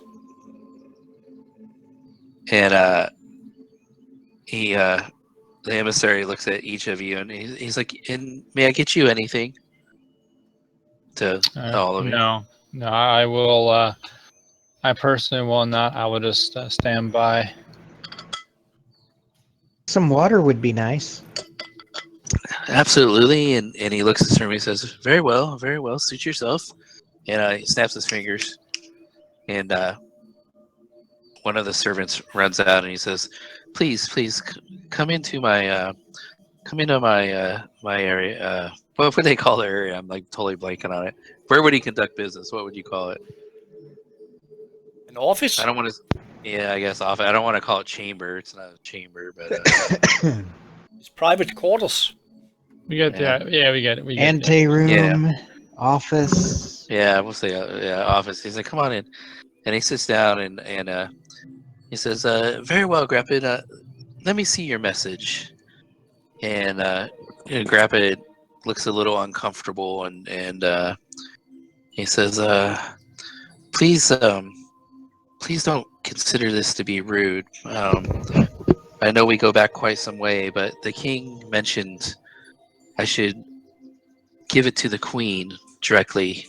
It is for her eyes only. And emissary Orina looks a little put off about it. And he's like, well, I assure you, anything that the queen can see, I can too. And they go back and forth, and Grappin's like, I'm sorry, but I must insist this time. And the emissary's like, very well. Please enjoy your drinks and snacks, and give me a moment and let me see if I can get you an audience with the queen. I will be back. And he steps out of the room, and as he steps out, another elf comes in and just sits and kind of is there to be there to assist you should you need anything. And as you sit and you wait, about an hour goes by, and still no return. And you can see that Grappid's kind of getting a little perturbed, and he looks to you and he's like, "Oh, I fear. I hope he hasn't taken this the wrong way. He can be difficult in situations like this. I wouldn't be surprised if he's letting us sit here on purpose to show his importance. I hope he doesn't do this too long." And steps over to servant. He says, "Is it going to be much longer?" And the servant looks back at him and says, I don't know, sir. And now we're like about an hour and a half into you guys just sitting there waiting. and he comes back and he says, "The queen has a meeting, but she'll see you at noon if you want to head over to the palace, and she'll see you at noon. I'll meet you there." He tells it, and Grappit says, "Very well," and they escort you out. And Grappit looks at you and says, "Well, I'm not too hungry, but if you guys want to go grab a bite to eat, we have a little bit of time to spare before going to the palace." Nope. I'm full up with all the fresh food. While we was waiting almost 2 hours. Yeah, let's just go on to the palace and All right. see what's going on there. So you go to the palace and you get there a little early, and you go through the same routine of some guards asking you who you are and such, and you see a steady line of people waiting for audience with the queen. And but eventually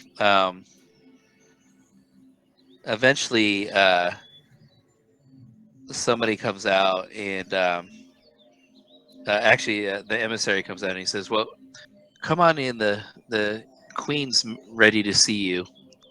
And so they lead you through a couple of big archways and down through a hall, and you come into a great hall, and the adornment here is probably, for most of you, probably the finest that you've seen. And So Raph's walking around with his mouth open, just gasping at everything. um, this, by the way, is what the palace looks like as you guys approached it. I guess I've seen some similar to it in the Druids villages. Still appraised, of course. Yep. And so as you start walking across the great hall, and there's knights lining, elven warriors lining the sides of the great hall, you see sitting upon the throne, you see Queen Solania, forest keeper, sitting there, and she waves you forward, and beside her is this young lady standing there. And so the queen waves you forward, and Grappid is in front of you, and he walks up the steps towards the throne, and as he gets close, he bows deeply, and he says, "I thank you, my queen, for granting me an audience. I have a very important message that I would like to deliver to you. That is should be read in the utmost of privacy, but I'll leave it up to you." And he steps, and she waves him forward, and he steps up, and he pulls out the scroll, and hands her the parchment, and she looks down and reads it for a moment or two, and she looks over and gives a stern look at emissary Orion, and looks back to Grappid, and she says, "This is of quite significant importance. I apologize." And as she says this, she looks back over to an emissary. "I apologize that you have taken a while to see me. I will have to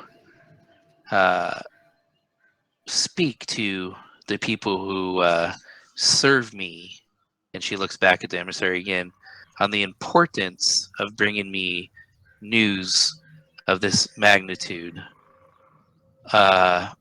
If you wouldn't mind, if you would join me in my private chamber for a moment, we can discuss this further." And she stands up, and the young lady beside her kind of motions to Grapid to follow, and he in turn turns to you to follow. And as the emissary starts to follow to come into, the queen turns and she's like, "You're no longer needed. You may return to your post." And he starts to speak a little bit, and she holds her finger up, and then turns to walk in, and he leaves. And you, so you come into private chambers, and she's like, "Please, please be seated." And she asks Rapid, "So this problem in Dicerth is, as the note mentions, has been getting out of hand, and I'm glad to see that King Blackhammer agrees. I am not sure if it's at the point that we need to wage war, but I definitely think there needs to be some type of pact agreed to protect our common races from the atrocities of those running the great human city.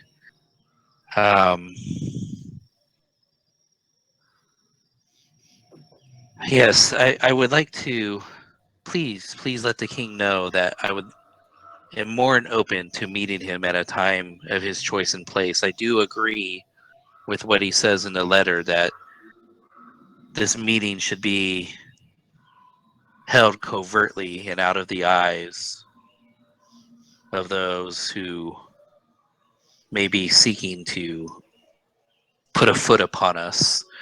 But let him know, please, that I agree with him wholeheartedly, and I can meet him at any point he wishes.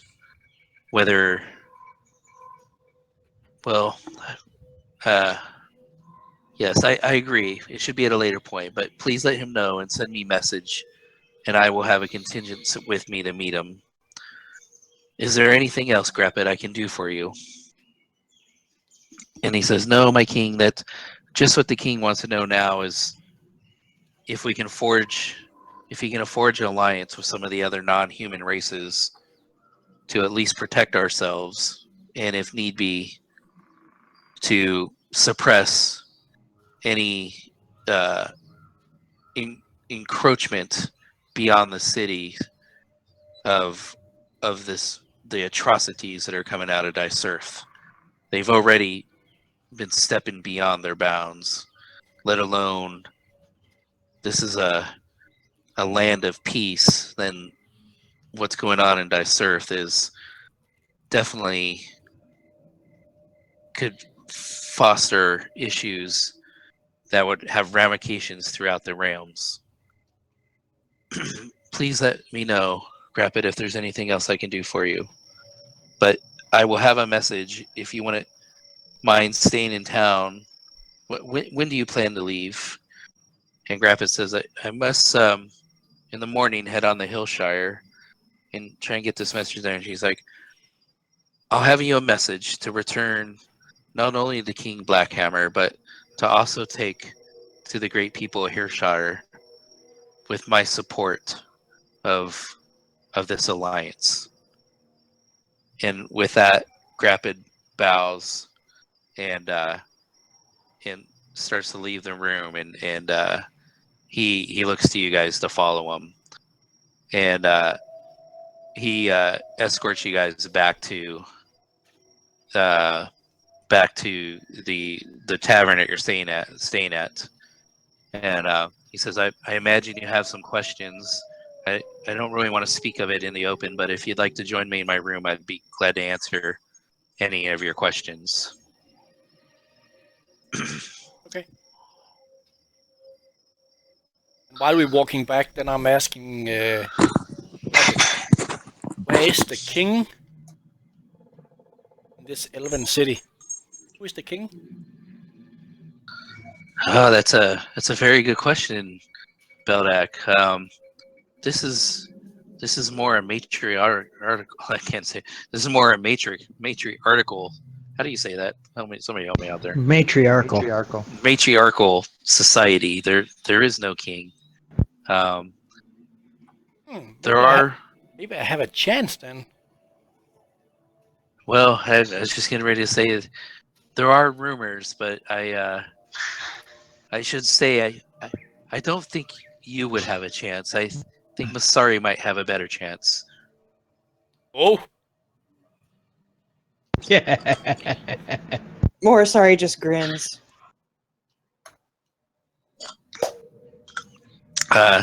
Anyhow, it's I say, why don't we go grab some food and then we can meet in my room and Yeah.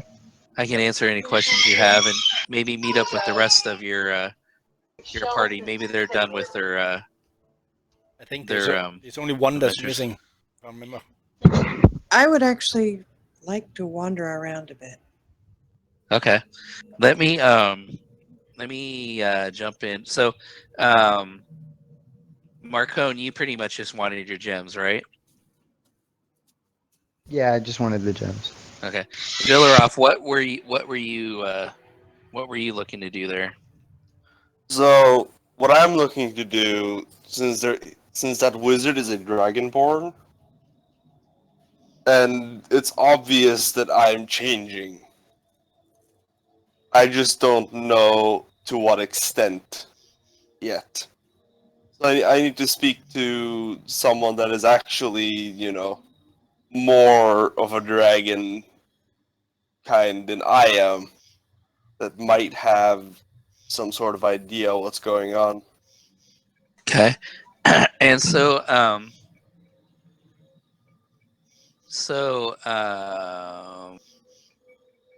Lionel, he is you not he has a very modest home, exterior and interior. As you knock on the door, how may I help you, sir? I reply in Draconic. I require guidance. Guidance? Guidance of what sort? Do you not see my eyes? And as you say that, you notice that one of his eyes is focusing on you, but the other one remains stationary. And he looks at your eyes and he's like, "Oh, yes. He very interesting. You're I see some elven traits in you, but then I also see some dragon traits in you. Very, very interesting." I would And start by pulling up some sleeves and showing him the scales on my neck. And the scales that are now forming are far thicker. They're deeper red. They're starting to cover more area, surface area. They're,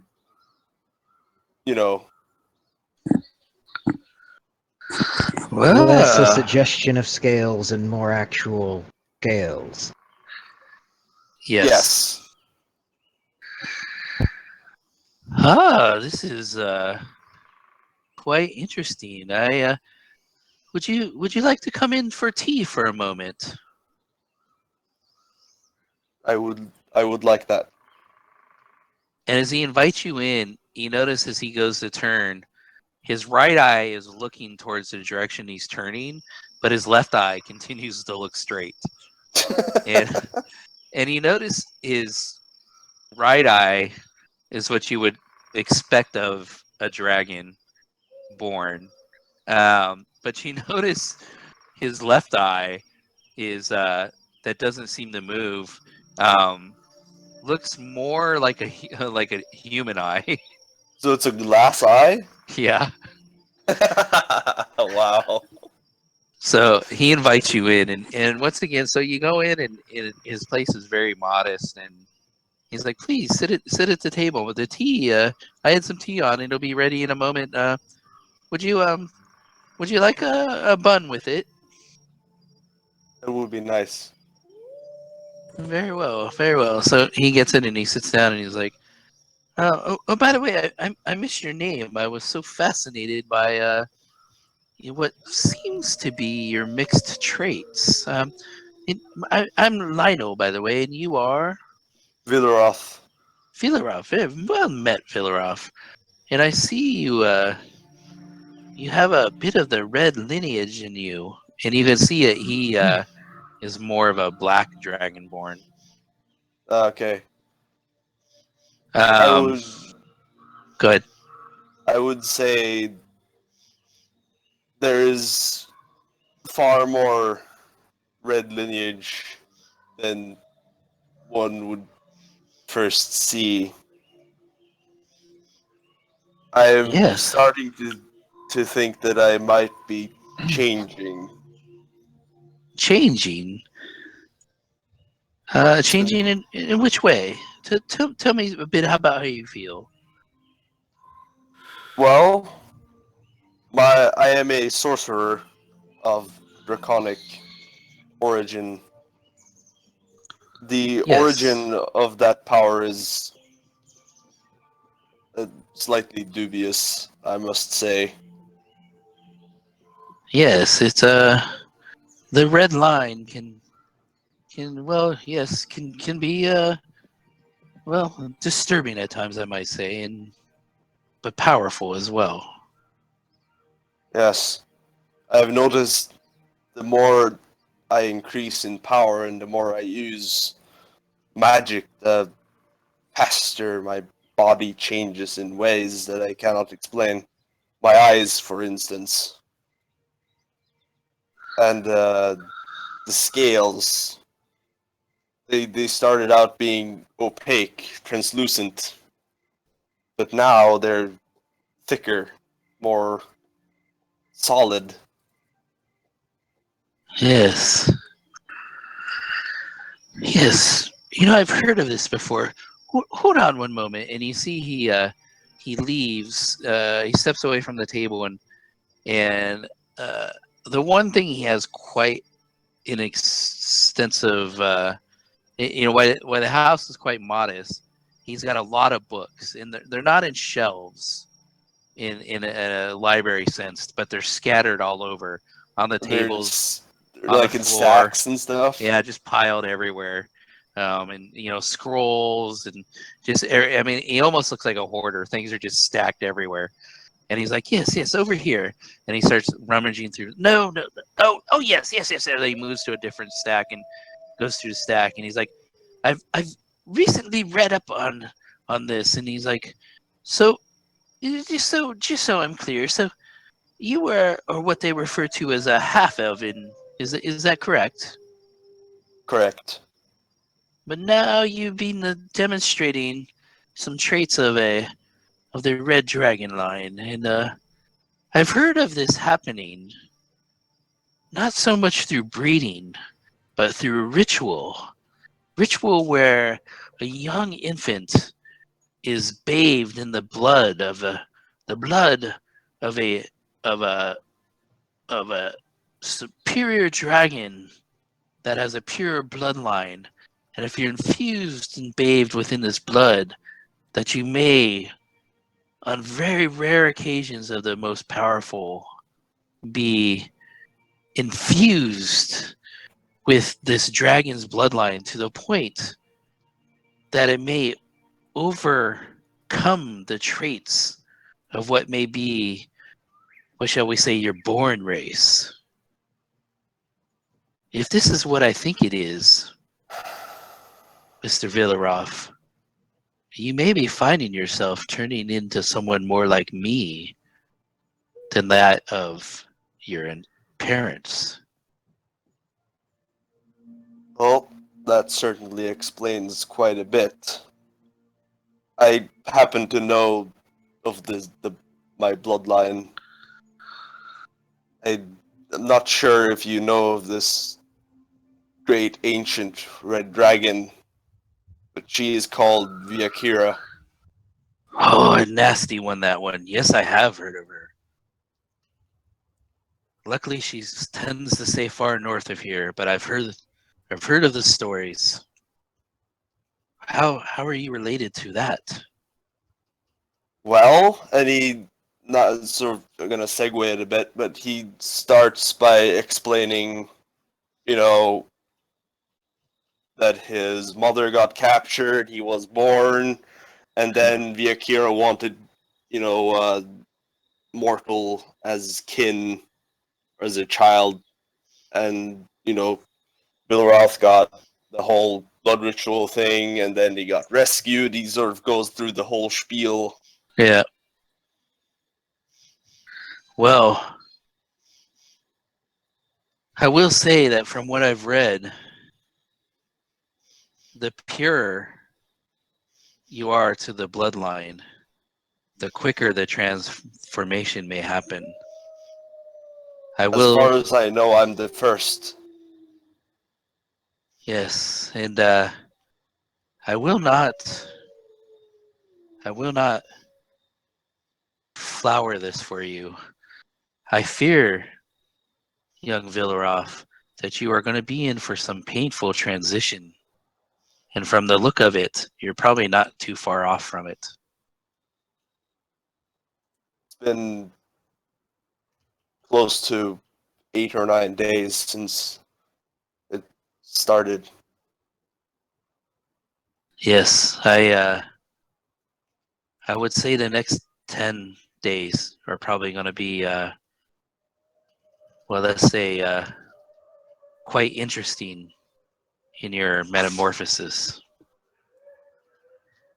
But other than that, other than sharing what information I know, I don't think there's any way to stop it or anything I can do for you to make it easier. So I just sort of... Yeah, we're going to stop in a minute, Beldek. Yeah, sorry, one moment. I take a deep breath. I just saw my cone saying it on Discord, and I know Reese normally goes to bed very fast. That's why I said it. Yeah. I'll be take a deep breath. I said thank him for the tea and the bun, and I excuse myself and I leave into the streets of the Zelven city, sort of lost. And that's the end of the session, I think. Yep, and that's where we'll call it tonight. So I will distribute XP. So you each get 1,308 for dealing with the attack. We'll deal with roleplay XP and stuff next time. And as far as inventory, we will distribute money from the last session as well. And you guys will get what just showed up there is not a lot, but pay for your expenses. Does anybody else have anything else they want to throw in tonight or questions or anything? Otherwise, we'll call that a session and we'll play next Monday. All right, Yeah, guys. I'll Thanks probably for be play. submitting a little downtime, Dave. Okay. Yeah, and hey, just to let you guys know, so you heard what happened here with Villaroff. He's got a lot of ideas. I'm open to development of your character or whatever. If you guys have ideas, feel free. He approaches me during the week and we discuss these things. If you have something with your background or something new going forward you want to discuss, I'm more than open. Just feel free to reach out. So now he don't want to play another character at Dragonborn because this one will become a Dragonborn. Yeah. That's the idea out of character. Yeah. I think most of us thought about that. Yeah, few sessions ago. Yeah. I feel it's